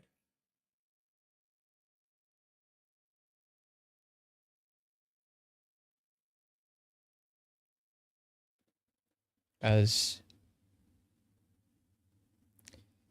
he says this, you watch as a figure steps up to the podium. Some of you recognize him, some of you don't. Some of you recognize him from the Red Wastes. Actually, that's where most of you would recognize him. The others squatting in your sewer illegally on the escutcheon. Some of you on the most wanted person in the Regicide's trees registry on your red right hand notices as the usurper walks up. As he does,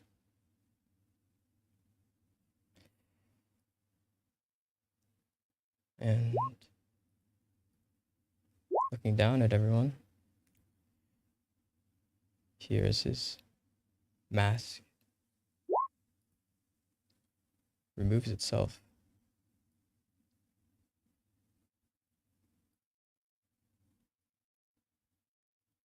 You see two faces of the same person in the same room, as that's another Medicus. As some of the higher rank Scarlet King Sanguinius don't really pay that any mind, as they've already known about that.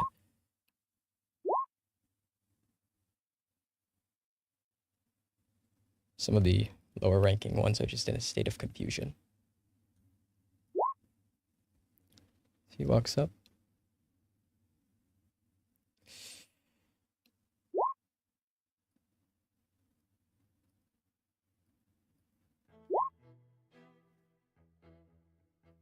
Look up. Meet the gaze of the lives that you've built. You, despite what you might think, are not a copy. No version of you has ever trod the same path that you have today. You are the verdict. Every attempt that wore your face bled itself into this 1 hour, so you could stop falling on their behalf. They ran the maze until their feet had no skin left. They learned every cruel corner. They died where the ceiling was lowest. They left their breath in the walls, so you would know the way out. Listen to this roll call of what only exists here and now. Only in this forest does Abraxis stalk the board with his borrowed certainty. Only in this breath are all these people alive at once. Tangled and stubborn, yes, still capable of choosing one another. Only in this circle is the sword of Damocles carried by the Regicide, pointed down and disciplined, ready to do something unforgivable for the right reason. Only in this weather has the forest held green and furious, long enough to shelter your last march. This is the configuration the other versions of you died trying to learn. This is the drawer at the bottom of the world. The key was hidden. This is the only run that matters. Call yourself usurper.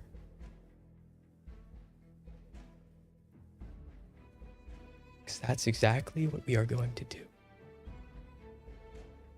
And take what was denied to you in every version before you. Steal the ending. Rob any tyrant of theirs. Rob the arithmetic of its smug conclusion. Rob the script of its final neat line, if not for yourself. Do it for the you that rose the same black bridge and fell. Do it for the you that burned holding a door no one else could reach. Do it for the you that carried a friend through ashes and died before you could tell them it was worth it. They are still here. Not as ghosts, but as gravity, pulling you forward. Do not waste the price they paid by blinking. You want permission. Here it is. Break what must be broken. Spare what can be spared. Trust the ones who stood when you were on your knees. This is not faith without proof. The proof is you. Standing at the only intersection that has ever mattered with every necessary piece arranged at last. Remember the order of things that carry us. Devotion makes cowards stand up. Bravery makes roads where others would not try. Sacrifice sets the table when there is nothing left in the pantry. Death sits down last and asks if the work was worth it. If you listen closely, you can hear the dead answering you from your own bones. Look at this board. This map. Abraxis only wins if you play his rhythm, change the tempo, cut the hand that moves the piece. Regicide is ready. This is what we do best. We cut down tyrants, gods, kings. In every timeline. In every iteration. The forest is still singing, angry and alive. Your allies are not perfect, but they are present, and presence is rarer than virtue, so use it. Remember the lesson the dead learned for you. Pain is the teacher, pattern is the map, resolve is a blade. You were forged out of thousands of defeats to be the only one defeat that does not happen. Do not measure yourself against comfort. Measure yourself against the debt. And hear this. And carry it as a law when you move. Devotion inspires bravery. Bravery inspires sacrifice. Sacrifice leads to death. But we've already done that part before. Remember what Abraxis cannot understand. Death is not a permission slip for silence. It is the cost that buys the next breath. We pay it so others do not. We pay it and rise. That is why his slate fails. That's why your last steps will matter. Stand up. Take a step no earlier, you could survive. Carry the weight no earlier, you could lift. Put your hands on the door no earlier would open. Then push. Keep going. Win.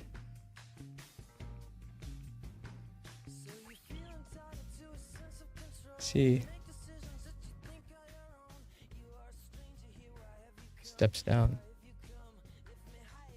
Watch this. For a second, he stares off into the distance towards the doorway. Or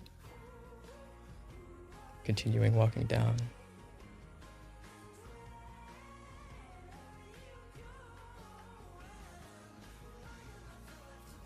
As It does.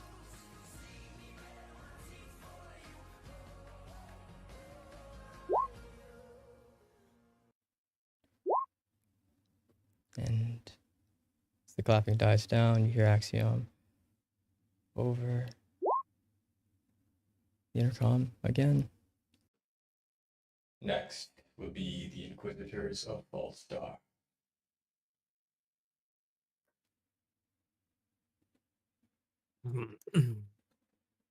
Well, time to make the donuts. You got this. Got this, brother. Well, there you go. Cassidy will get up and make his way to the podium. As you pass Penguin, you kind of see him look at you. You walk past. He doesn't say anything. 'Cause he knows that you're the only person who's ever taken the beating from him. And lived. He seems to understand the sentiment he's going for and offers him this impish grin before holding fast and walking to the top. Thumbs up from where they're sitting. So you make your way up and to the top. As you stare down, everyone that's ever made a difference in this war.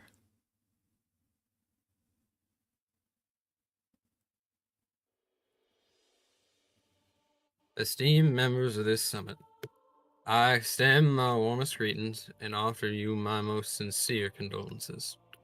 For any of us to have made it this far, we have had to become acquainted with the universal truth shared between us: loss.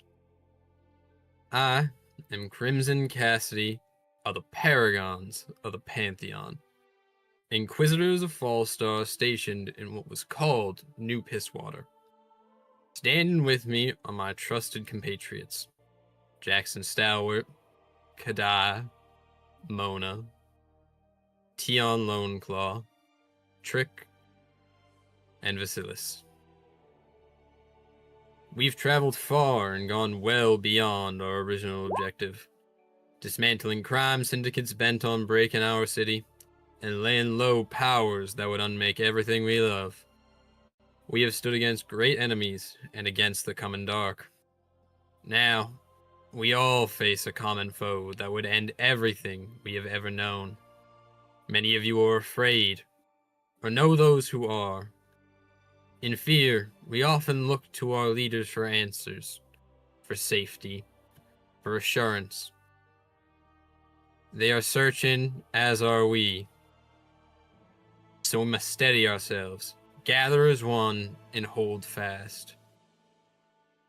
Today we have come to share the results of our investigations with all of you.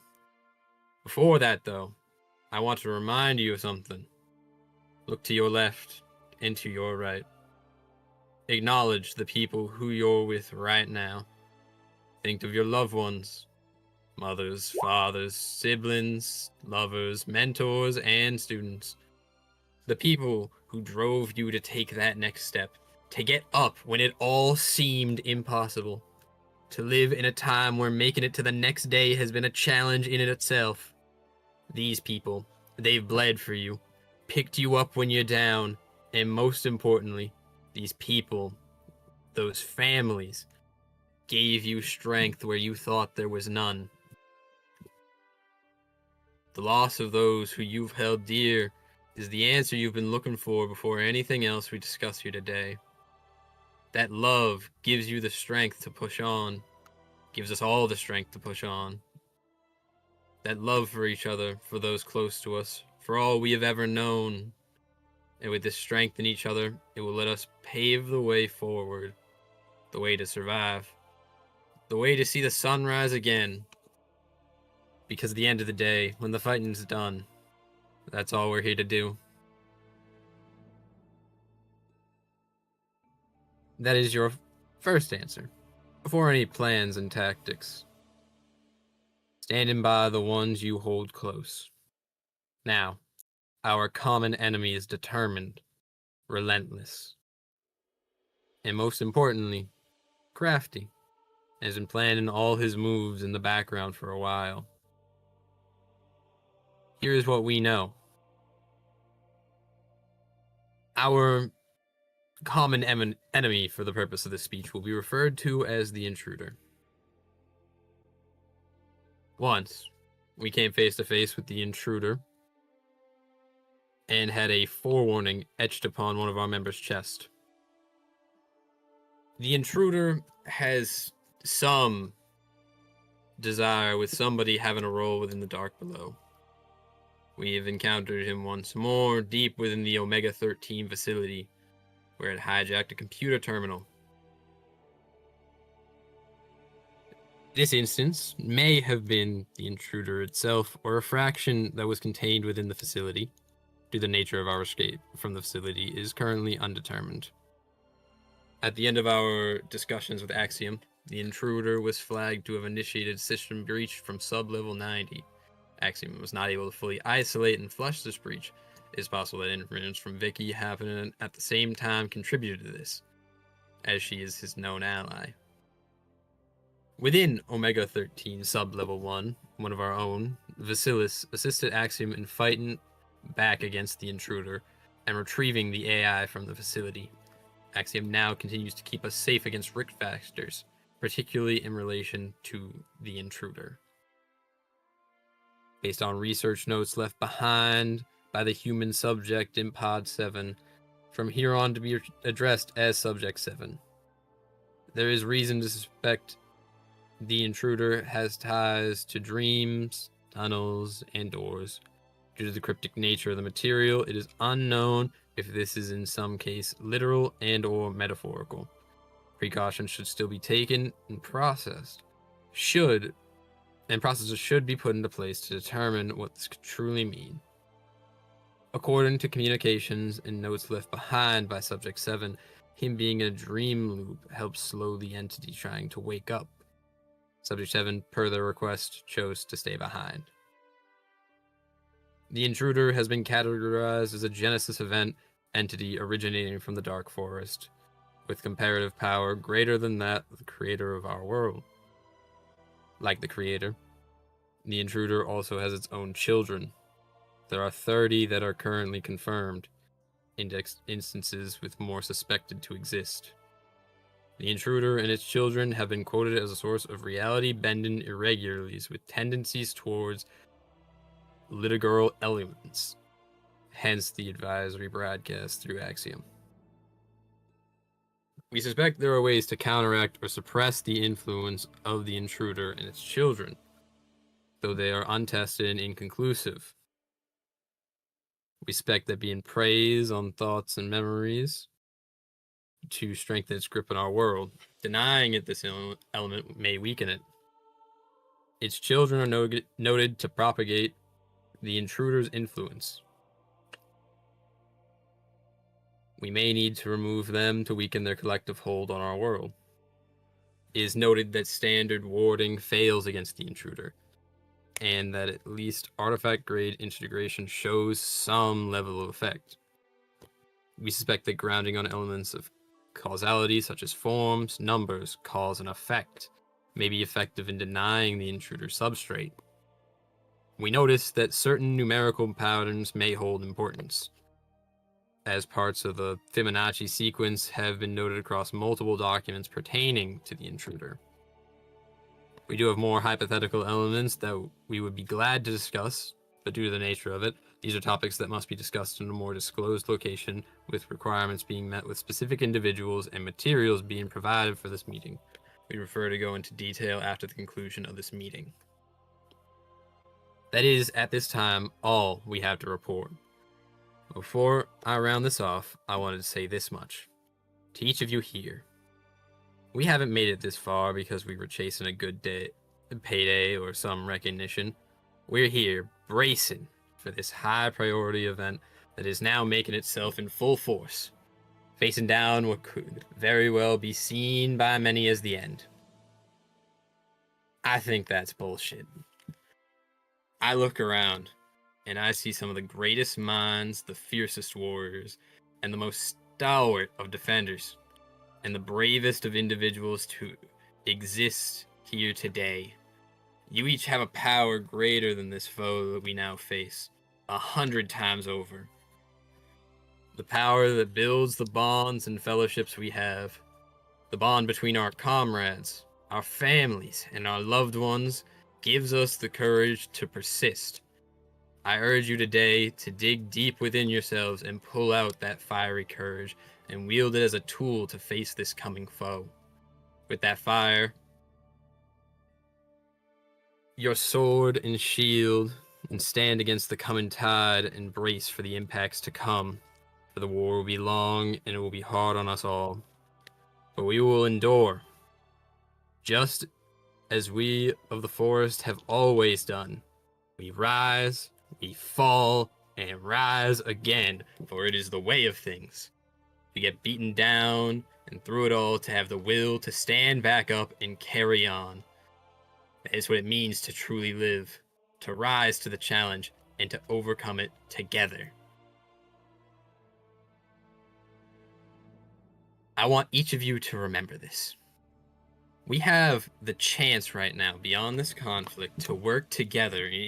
In truth, I have the confidence in all the confidence in the world that we will survive this. But we must be ready to think ahead for what will be next, the rebuilding. Right now, we have this alliance that is joined against a common foe. But it can be so much more than that. We can use this coalition to be the foundation of an alliance that will outlast us here today. When the time for swords and shields is gone and done, we must be there, each of us, with hammer and nails in hand, using our collective efforts to rebuild broken bridges and forge a better world than what we have now. For once this war is come and gone, we cannot leave our children's work on the brink of ruin. It is our charge, as guardians and custodians of this forest, to help nurture a world where our children can live peaceful lives, where our old wars can be looked at as lessons of the past for the future, remembering what we overcame together. We fight for our families today, so that their families may enjoy the sunrise that we leave for them. Because when you fight for your family, you always come out on top. And he will step away from the podium.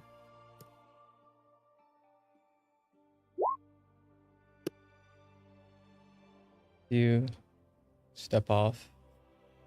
Crowd doing the same cheer. Sanguini's giving you that same look. As you step off, the weirdest feeling climbs up your spine as you think you see figure in the corner, but as you turn, you see it's the eye. He's staring at you, and he's clapping like doing the golf clap. As turns towards AM, who's giving a normal clap, moves his hand, so he's giving the golf clap too.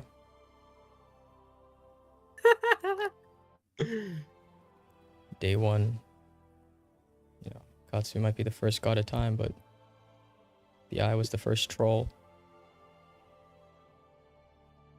This is true.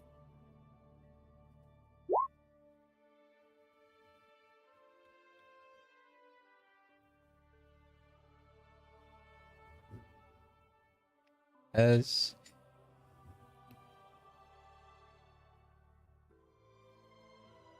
listen and you here is Axiom. This is the next group. The next group is first class. I forgot they were back to back. Do it again. Do it Can again. we have a moment for Paul to drink Nah, some I got water this. because okay. Nope, I got it. Back to back, Jesus Christ. Brother said, "Run it back." Run it back. Bro, How yeah. are you doing two of them? Am I not the leader of first class? Who would ever agree to that? Godspeed. Insane. Godspeed. It's okay. He nearly got had this, Jack. 3 of them. I did almost have to do 3, so you know it could have been worse. Yeah. As Jack will get up and make his way over to the podium.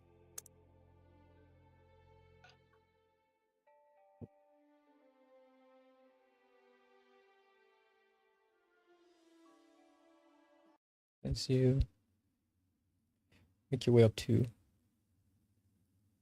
podium, it's pretty chill actually up here. So you look down, see the many masses.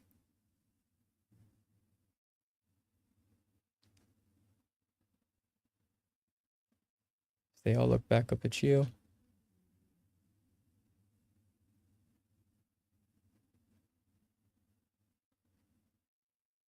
I offer good to the Coalition of Creation. I offer you all good tidings on this day. My name is Jack Leopold of First Class. Beside me are my fellow associates, Novenia, Faye, Shen, Fear, Star, Kraith, and Theodore. We make up Yggdrasil's finest fighting force, and stand before you today as your humble servants at the end.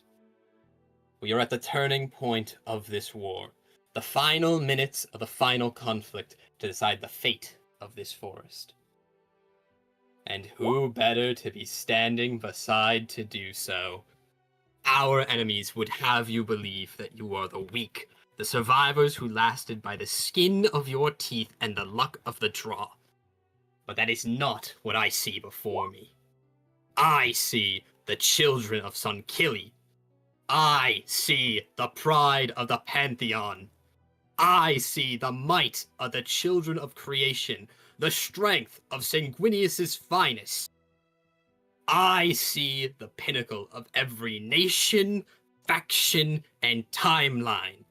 And beside them, I see the warriors that hold them up underfoot. Do you? Can you hear their shattered shields filling this room? The rallying cries of the fallen that hold you steadfast against the dark? I do! And they stand ready to march beside you for the final fight, just as they have done before. Even now, in these trying times when all seems lost, you are not alone. Now, we raise ourselves to face our finest hour. Go with this. Abraxis would want you to believe that we are at our lowest, that we are weak, that we have no choice but to kneel to a higher power. No, he is mistaken. No, you are more than this forest could have ever hoped for. And in our trying times, we will lift each other up with the strength of everyone who has helped us get here. Those who get to relish in this day and not. It is because of their sacrifices and the strength they left to us that we will paint the dawn in this unholy ichor. And for the first time in a long and jaded history, the sun will shine on the forest of white trees once again. As I leave you here today, I turn to the home I hold near and dear to my heart, looking for strength. I find it here in all of you. And so, my brothers and sisters of the Sundered Kingdom, I offer this message to you. It is time to show the forest of white trees and those who would see her put to ruin one last time that we, as we have many times before, why the Sundered Kingdom kneels only to a man and never a god.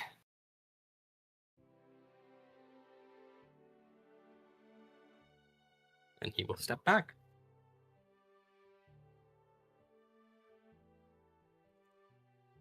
As you step down, kind of looks at you for a second. Finally, a mortal that knows their place. As you walk past,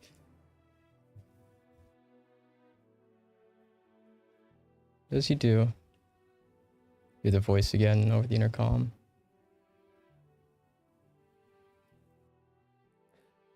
Next is the dark below.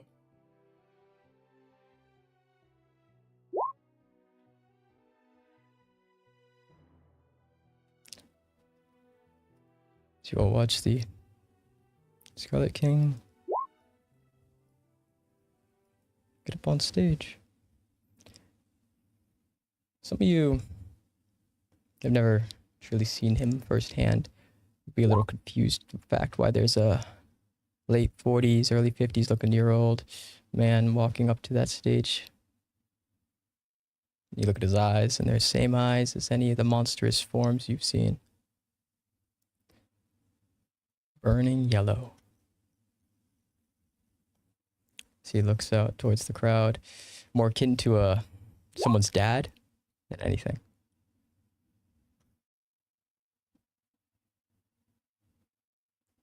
So he does.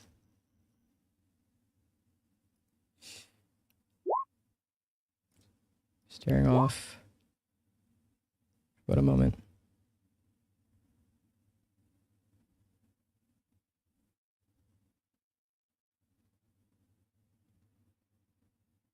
Before beginning to speak.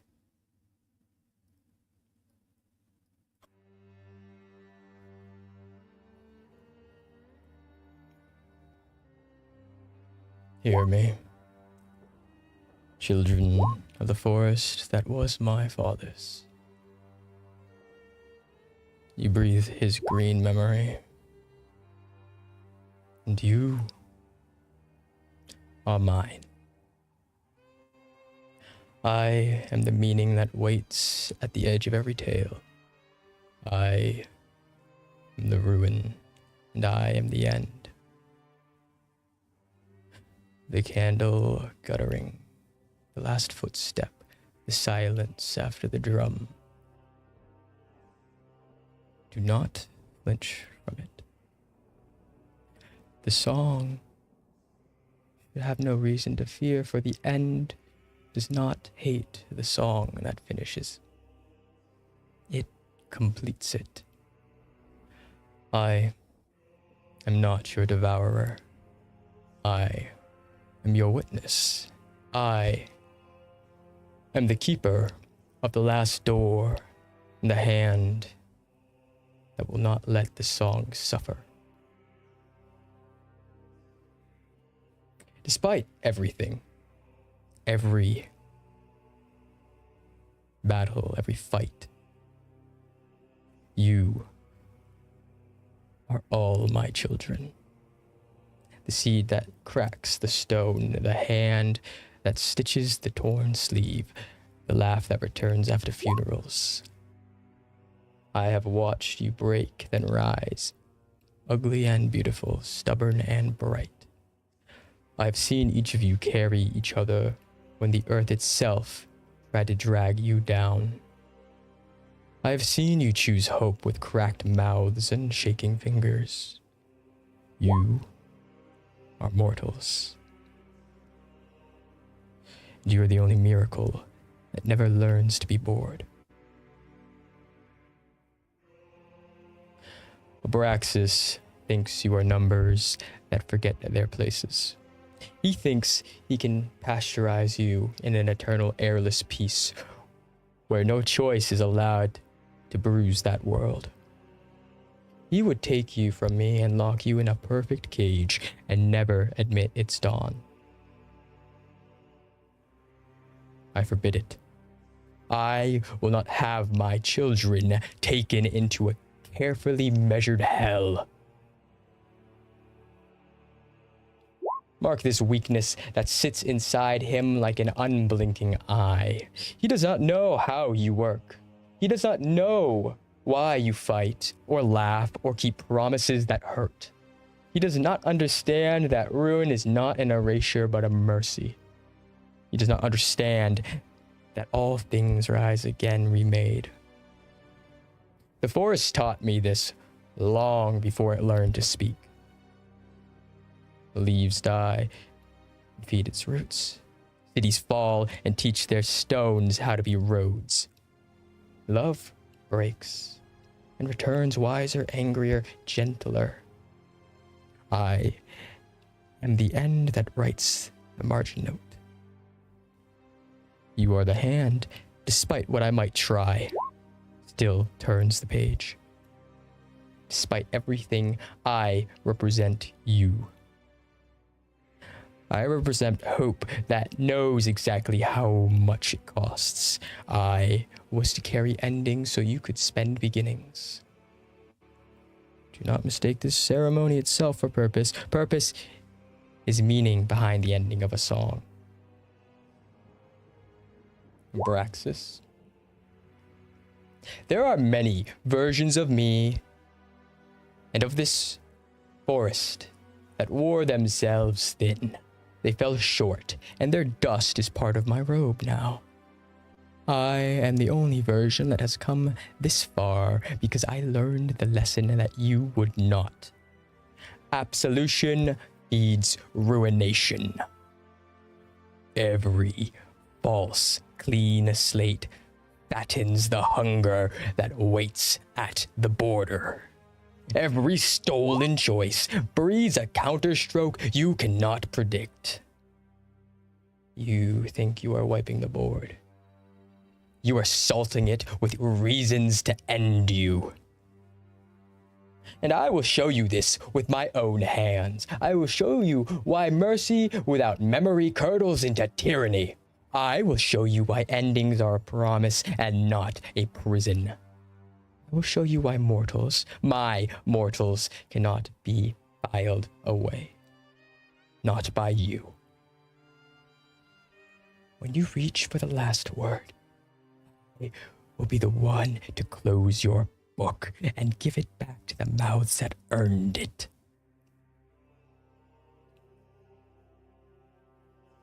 Children, stand up, keep your tools, keep your names, keep the small brave habits that made a road through winter. I will carry the weight of the ending. You will carry the song that deserves it. We now walk together. We finish what must be finished. We can do what each of us thinks is right in the ashes. If this God stays, we will lose the ability to do so freely. And I will not strip choice from my children.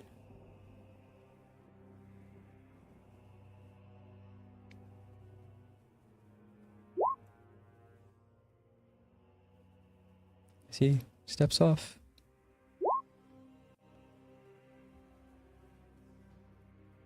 He does not much clapping. Even his princes are kind of taken aback by that.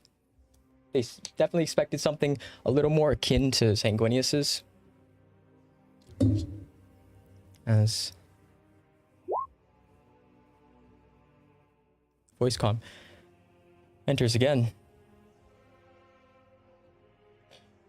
The final speech would be Nigel. Nigel. Here. Cuts out. So you watch a man, late 20s, early 30s. He has this cute little cat on his backpack. Kind of walk up by himself. He wasn't standing with anyone. In fact, you don't really know where he came from. Then you realize a few things. Some of you guys do recognize this guy. As Lions, the Goetia, Red Right Hand, you recognize seeing him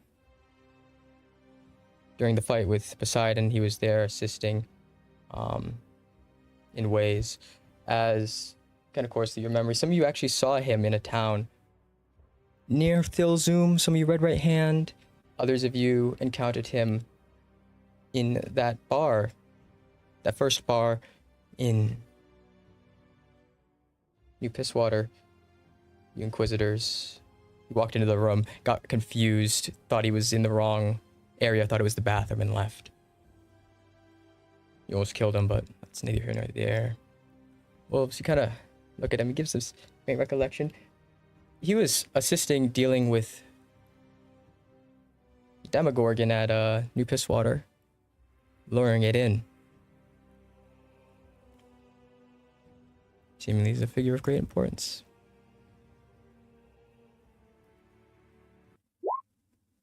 As he steps up,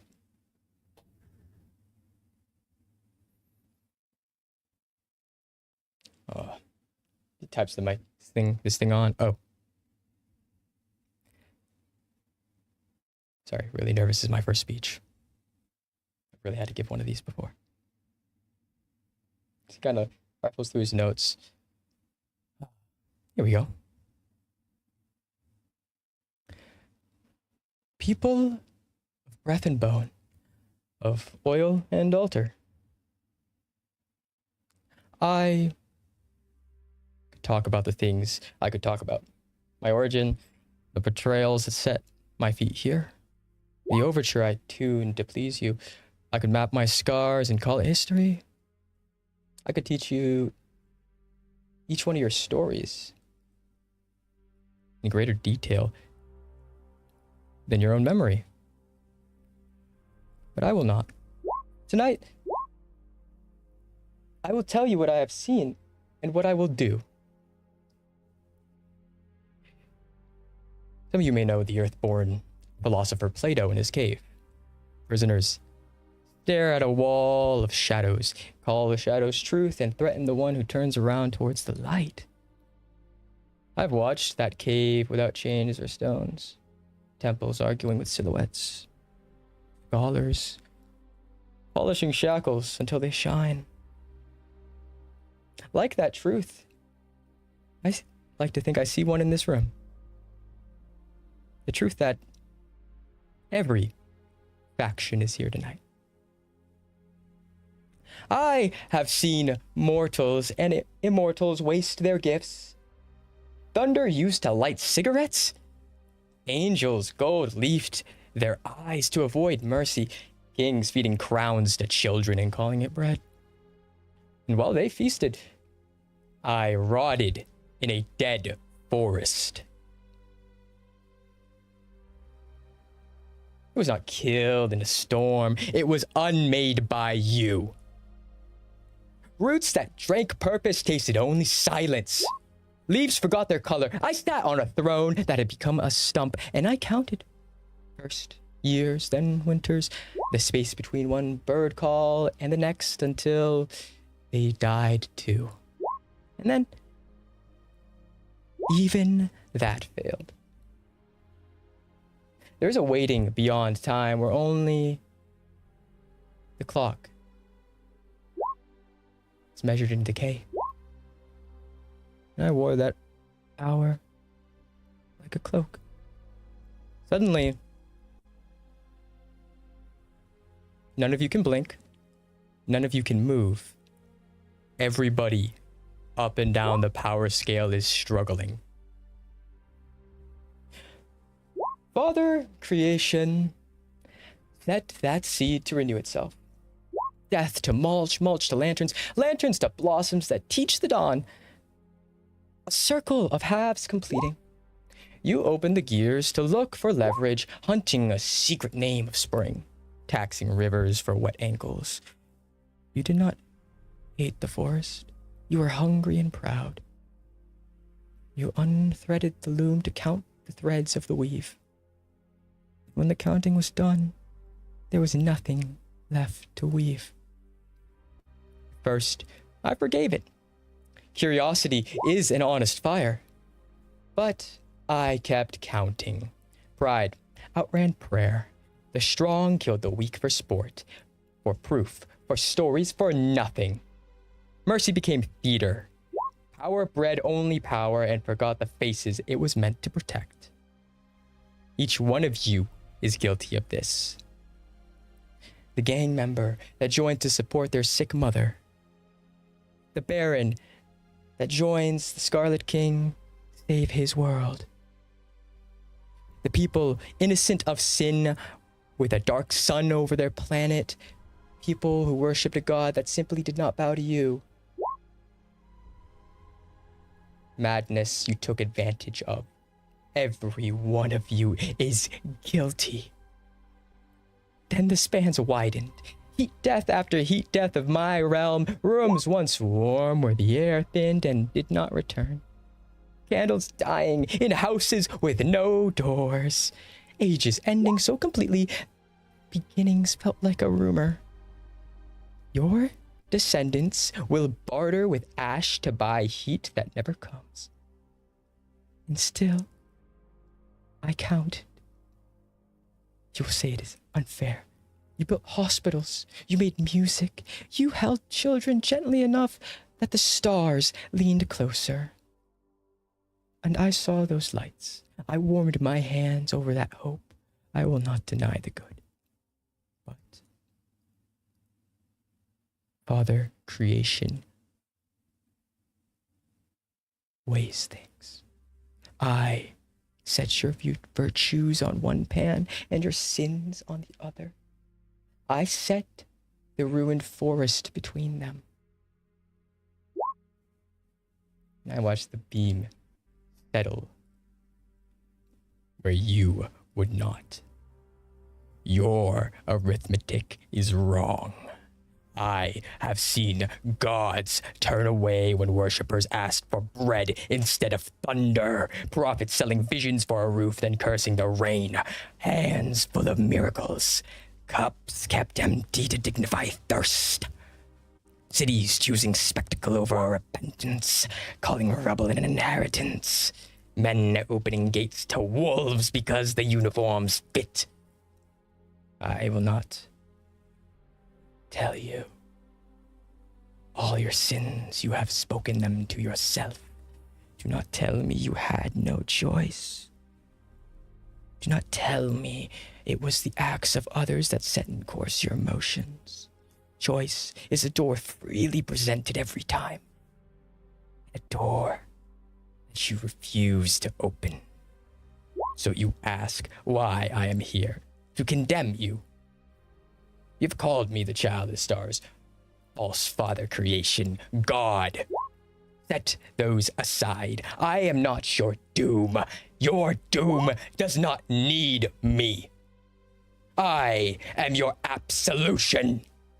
Listen closely. You were taught that absolution erases. It does not. Absolution concludes. It is a clean slate at the end of a sum. The equal sign that will not lie. It is the moment a thing is exactly what it is, without ornament or excuse. You have heard another name. Some call it Abraxis. They are almost right. And thus, I am Abraxis. I am me. I am your absolution. Do not flee to the cave. There is no cave left.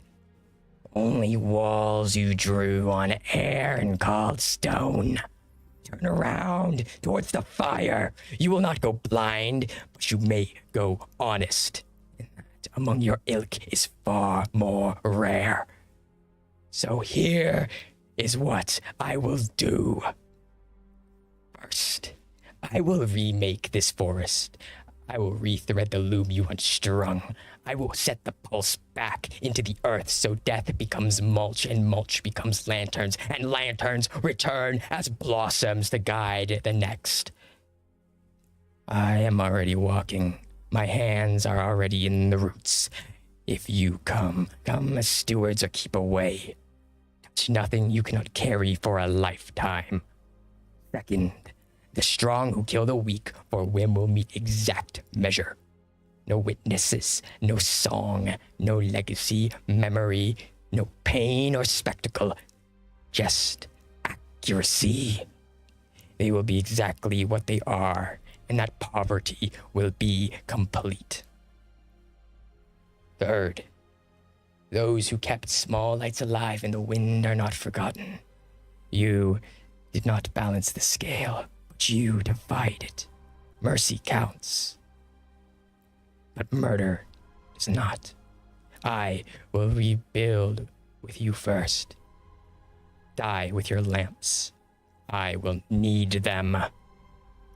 Fourth, gods who turned away are not above arithmetic. If prayer is covenant, so is silence. You should have chosen a flock small enough to feed or stepped down. And I will relieve you of your divinity. And finally, to the cave-tired, I know how light can feel like judgment to eyes taught by shadows. I will loosen your chains without laughter. I will not let you decorate restraints and call it wisdom. Walk or die. I am already stepping through that door. And as for me, I did not sing the overture, because that is not a concert. I was not here to burn your cities. You had architects for that. I am not here to wipe the slate so you can sin with a fresher pan. I am here to end the arithmetic you have made and open the door of choice. The final count is taken. The beam is in my hand. The tally is no surprise. Your sins outweigh your virtues. Not because you are monsters. Because you are careless. Because your awe is paper thin. Because you were given a forest that resurrects each season. And every time, you cut it into ribbons for souvenirs. But here's the good news that will not flatter. The sum will change because I will change it. I will plant what you tore. I will protect what you envy. I will give thunder away until it stops pretending to be a crown and remembers it is weather. If you would stand beside me, learn the names of the tools and the seasons, teach your children to name the door and to choose it, I would help. But you stand in the way. Your entire history and your soul will be unwoven, not destroyed, unmade. The work will be done. This is not a threat. It is my itinerary. Do not look to the shadows for answers. Turn and face what casts them. Meet me in the grove and I will call you by your true name. Refuse, and you will not have a name at all. The morning is patient. The morning is here. No screaming, no theatrics, just you and me, and the sound of everything falling apart. All of your visions begin to fade slightly as you hear a thunderous screech echoing from the planet into the upper atmosphere, and its reverberations strike into the ship itself.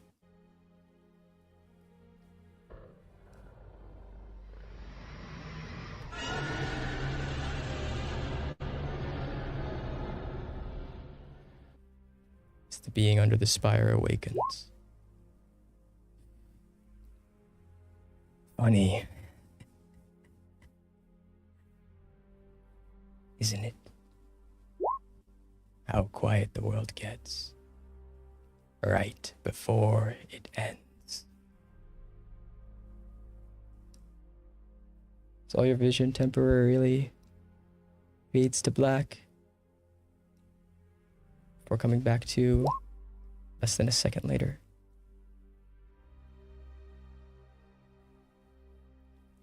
And as alarms across the Regicide's ships, every ship in the grandest fleet the Force has ever seen, reaches full crescendo as you feel the conviction begin to move towards the veil.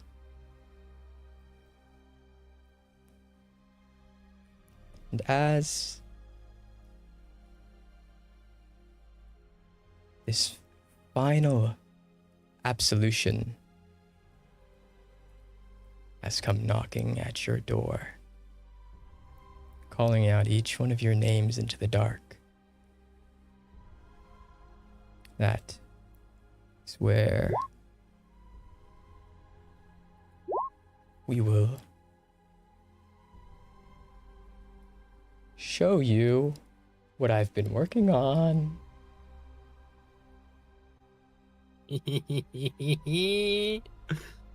Here's the link in D&D General. Is this something big? Oh, it's something big. Oh, it's big. This Looks shit's big, about to alright. go so fucking hard, guys. We're in That's for what a they treat. said. I have introduced 4 new classes, each with at least 5 subclasses. I have introduced passive classing. I have introduced augmentation. So on top of cyberware, there's other systems now. You can become a Spartan. There's about almost 50 different Space Marine classes you can choose from. There is a crafting system. There is going to be a system tonight that's added for making your own custom warships, carriers, skyhawks, warwalkers. There is going to be the explanation of the map rules. It's already in there, actually. There is explanations of the things you will be fighting down there. Explanations, who you're fighting, the scale in which you are fighting, the fact each one of you can run one-shots on any day I'm not the DM for your party and advance the story, because you're gonna need it. Oh. Yeah, guys. Campaign, I see. West Because, March War Campaign. You're fighting I 30. don't have D&D. It's You Friday. are No, fighting wait. Actually, it's 30 Sunday. children of creation. Yep. Yep. Yeah. 30. Even 30. cooking, guys. Sorry, that's a really big number. There's a Uh-huh. picture of the map. There's a picture of the turn order. The turn order happens every week starting Monday. In between the parties, the NPCs on your side and on the enemy side take their turns on the map. It concludes with the Kronash, the Elsewhere, the chronomantic pulse hydra pulling Vigilo closer every Sunday. Weapon modifications are in here. There's additionally 4 more rarities above artifact that have been added. There's additionally 10 tiers of tech you can get from every faction. There's a relic stealing system where you can steal relics from Abraxis to empower yourself. There is a system for making your own custom kaiju monsters, for making your own custom warwalkers, airships, skyhawks. There's a system for weapon crafting. There's a system for the use of every single one of the movesets that you can use for your armies that I will be giving you. In fact, it describes exactly which groups you are covered into, as each one of you has been divvied up into fire teams. And each one of you now holds the rank of field commander. Oh no. Oh shit. Wait, all of us? No. Every single one of you. Yep. Into death. We have added The 4 new culmination classes, of quite a bit of stuff. including Guardian, which has 6 subclasses, Tenno, which has 5 subclasses, Prothean Godhood, which you have to earn, Jaeger, which is literally Bloodborne, and that has 5 subclasses. Damn. There's 4 different bio augmentations you can get, including Spartan, Custodes, Exos, and Cyberware. There's passive classing, which means you take an entire class level up system without expending any of your own level ups towards your other classes, which includes all the Space Marine options and then all the Divine Godhood. There's different boons you can make once you hit a certain tier with each faction. Each boon, or whoever you decide to start taking boons from, grants you something different. You can take boons from the Children of Creation, from the Scarlet King, from Sanguinius, from the Usurper, from Medicus. There's magic tattoo rules. There's weapon masteries and crafting. So every single type of weapon that's ever been in Convergence, every type of armor, every type of mech, every type of skyhawk and potion, you can specialize in. We've also added a stratagem system from Helldivers. What? Meaning, you can call in turrets, vehicles, orbital strikes, air strikes, ground support, equipment, and an SOS beacon that pings everyone who's got the SOS role in the Discord to call into your session. You just made Civ, but also Fire Emblem, but also Warhammer. Welcome to Convergence. This is the culmination to a Yo, Fire Emblem style campaign. If you're unfamiliar with the concept, this is very much what it we've is. been making for years now. Right here, it's all coming together, guys. Oh my god. This is so In addition to all of that, Oh god. you will be each Stop it. electing a leader from your groups. So it can be a player or an NPC, whoever you're sorted to into your fire team, as the theater commander, the task force commander. And then every group can requisition additional members, attachments from any tree in the forest.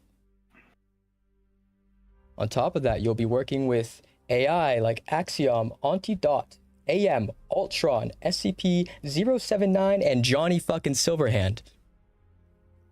Johnny Silverhead, say no more. We managed to fucking get that bastard back from the SK. Oh my god. Yeah. There's a priority list. I know I might need to talk to. Number 1, kill the Archons. Number 2, control the Pantheon's lane and control the doorways in. Evacuate civilians, safeguard archives, decapitate their command structure, burn support and logistics, hold areas. There's a document at the end. And finally, if you fail to kill any of the Archons before Abraxis gets here, you die. No pressure. Everybody dies. No pressure. Pages of material. Yep. Jesus Christ. Focus on one thing. Real quick, Medi. Make that your thing. Do it all at once, you will overwhelm yourself and you'll minimize the returns you get on anything. So just take your time and digest it as it comes. Like I said, this is the culmination of what many and a lot of us Convergence DMs have been working on for like the better part of this entire campaign. So expect a lot of stuff here to sink your teeth into. And if you can make the most of it, let me tell you, either returns. So take your time with it. Take your time. Everything should be formatted correctly. I hope. I might have missed a section. Sorry. I was going back and fixing fonts and changing some of the spacing. Oh yeah. I was also doing Additionally, some proofreading too. additionally, this is Oh boy. not for the table, but for yourselves. Convergence is becoming an LLC, which means we're going to be a company now next year. What? Yes. I'm going to be working with Yeah. lawyers in the coming What? months to copyright all of the materials possible for Convergence. You're each going to be receiving a permanent Hall of Heroes page in every Convergence book with your names, characters, years played. And the Compendium of Convergence, which is the Player's Handbook, the DM's Guide, and the Monster Manual, all in one big book, will have sidebars for things like this tactic was pioneered by this. This player is the reason we have this rule or this limit. This player learned to abuse this mechanic. Well, it's this one sucker called Kamikaze J. There's gonna be all over that. In addition Y'all ever to want to that, wait for declared immunity? at the end of Convergence, you will be receiving a Founder's Coin, an epilogue poster, memory tapes showing art, campaign highlights, and your campaign soundtrack. You will get executive lore consultant credits in all public releases of Convergence Media. You will get lifetime PDF libraries for all Convergence Media releases, personal badges, and reserved seats at future live events forever. And we will also be setting aside 2% of gross sales from listed Convergence products into the founders pool, which means you're getting paid. If you make it to the end of Convergence, you get paid. And it's based off how long you've been at the tables. Pay once a year at the end of the year, $100 minimum. If not, it rolls over into the next year. Doesn't count as ownership though. We currently have, what would this be? 12 books. So you're saying I have a JOB? Close enough. It's as good as you're gonna get, you know. We have 12 books that we are making, on top of the novelizations of everything from the first campaign to the end of this campaign. Black Powder will be going into its Kickstarter campaign Q2 of 27. And everybody who is in all the sessions of Black Powder gets 10%, or splits the 10% of profit. Nice. Holy crap. And your characters will be written as NPCs for the book. And you will receive the Kickstarter's third tier for free, which is a hardcover copy of Black Powder, all the digital rewards, and credits in all future Black Powder media. On top of that, we have music, animations, and audio dramas that are still in the works. And then we have a charity initiative that we are starting beginning of next year called White Tree. We're going to be taking donations and hosting donathons on Twitch, taking portions of our gross sales profit and setting that aside to buy Kickstarter TTRPG libraries for schools, libraries, and book clubs and community centers. I love that. Spread the glory. Damn. Oh yeah, of course. No, that's actually great. Very nice. Wow. I mean, it's what got us all here. We found each other. We made great friends, bonds, and like we've all put a lot of effort into this shit. So, you know, and it is all the fault of this cowboy over here. Yep. You brought us all to my dying day. I'll always credit Medi. We wouldn't all be here if it weren't for him, man. True. Now just live past 50 with your caffeine, Addy, and all that. Oh, don't worry. I'm gonna kicking and screaming into Elder Please drink water. Please, bro. Please, He man. doesn't have the option. He has to. Kicking and screaming into Elder Age. Tea with honey. Tea with honey, please. He's medical. Literally anything. Please, just drink water. No, we're gonna keep him alive because the second he starts getting stumbling, I'ma be there. I'ma be there with them big ass needles that are way too long, and he's getting like 500 milligrams of adrenaline to his heart. He's not dying. Yeah, we're gonna give him the Emperor treatment. We're just gonna put him on a throne and we're gonna keep him alive artificially. How else are we gonna have him like president when he's appropriate age? You know what I mean? He can't die yet. Like that big old needle they use on the chick in Pulp Fiction. I'm gonna just be there with that. Bro. No. The United States of Convergence is crazy. For real. So when we're opening the I forgot the name. It's not a boat. It's the thing that's bigger than a boat. There are a lot of things bigger than a boat. What's a fridge? Yeah, boats have Raider. Thank you. I mean that you go on a boat for a couple of days to a couple of months. A cruise. Yeah. So when we're doing the Convergence cruise. Oh. Convergence cruise is crazy. Give me $1,000. $1,000 right now. $1,000 each will make it happen. For a cruise, that would be extremely fucking cheap. Oh my god, this music, man. I get free Margaritaville every year. Free Margarita. Okay, They no, pay but- for my. They pay for my actually tickets, slap. It's trash, Nice as but fuck. they have It's drinking trash. packages, I mean, so shit. Yeah. it's Fair enough. Margaritaville. The most fun sloshed I've been is at a Margaritaville, so Yeah, I'm not gonna. That's fun. they get drunk and screw green apple up. All right, then. That's quite bad. That's the name of the drink. Oh, I can finally open the fucking YouTube. I haven't been able to have that open because I had to have the docs open. Slamming my fist, I couldn't make a silly little guy for powder keg. Or black powder. I mean, I think we're still running tests. We still are, yeah. Tomorrow, we are still doing another session of black powder, and I believe, unless I am mistaken, we're still missing one more after that, 2 weeks after. Yeah. Yep. Tomorrow, then one more. So feel free to join. I just need to figure out where to throw some stuff together, and I should be able to come in tomorrow. Yeah. Yep. Each session is standalone, so you can join whenever you want to. The way it sounded like it was already done, and I was like, oh. Yeah, no, same. Especially considering that last time I was talking with them, they were like, "Oh yeah, come on, you pussy," and I was like, "How dare you? I'm gonna go." Like, how dare you? Yeah, honestly, we want you to join.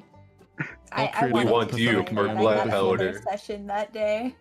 Listen, I miss making pathetic men, so I know exactly what to bring to the table. Oh, excellent! We look forward to it. I'm gonna bring the one Mexican guy that they have in every single movie/series.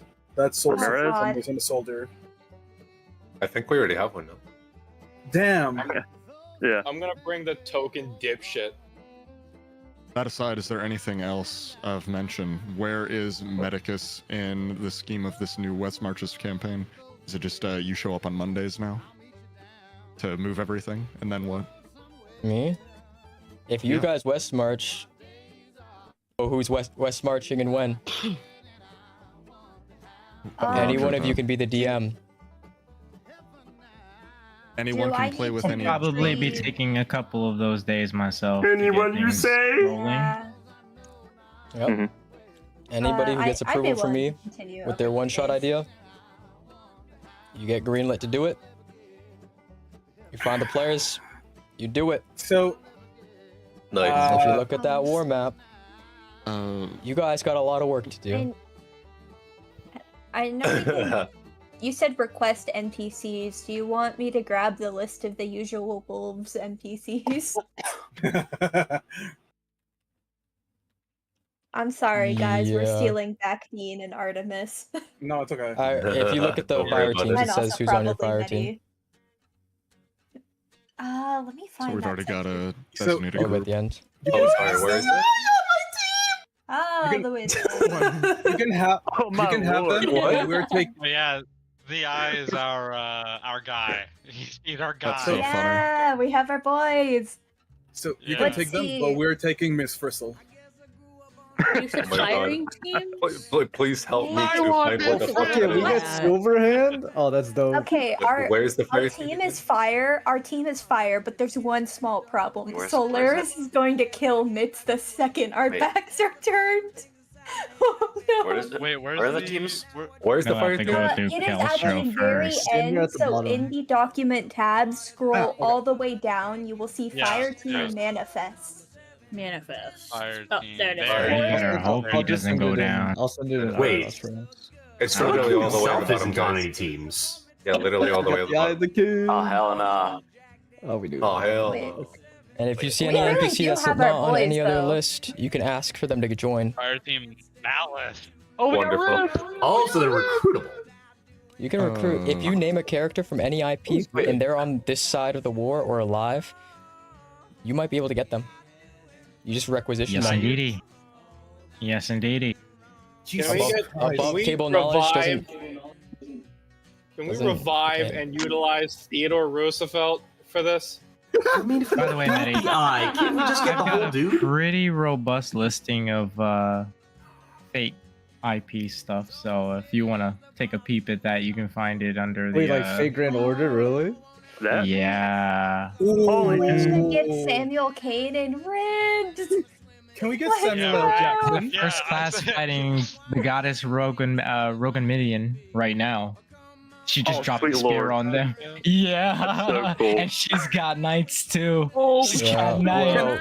Bro, let's First just- class let's gets just to have summon Levi Gilgamesh. Ackerman on their side now, so. Let's fucking go! We get Levi! We get Let's Yeah. fucking go! Breaker's getting yeah. Constantine from DC. Goated. So, Goated, Medic, bro. No can we shit. can we on occultist get Sailor Constantine Moon? Crazy. Sailor Moon. Dude, doesn't that just I got a solo funny everything story because about it's that Sailor tree. Moon? Damn, Just saying, I actually have a handout for the Maburoshi no Ginzui show. Unironically. Oh, really? Yes, I actually. The Silver That's Star actually crystal. crazy, man. Do I get a link back up with the occultist? Is that a thing I can do now? Please. You wanna come back?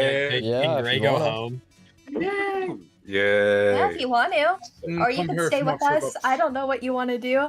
No, leave my husband alone. Oh, the emotional manipulation starts.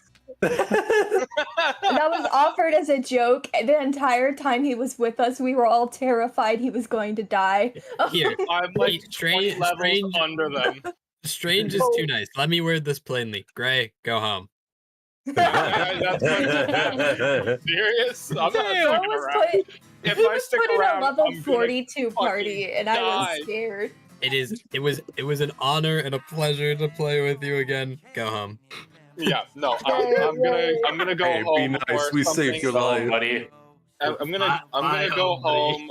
I'm gonna go home before something that's adjusted for you gets to me. All right. Go home, buddy. See, now you're understanding it. I understood it from the very beginning. I was predicting it the entire time. No, you were appreciated. It was nice getting the you bag. and review. I don't think I will ever forget getting into a verbal sparring match with Bill Cipher. That was interesting. That was the worst fucking boss fight yeah. we've He's ever had. Technically and it with was the wolves right illegal now, if you think about it. You guys did tattoo him on yourselves. This is true. Yes, we did. What? Yeah. So We had a good Don't worry about it. The excuses we wanted to. You can't just say that. We had other reasons for it. You know what?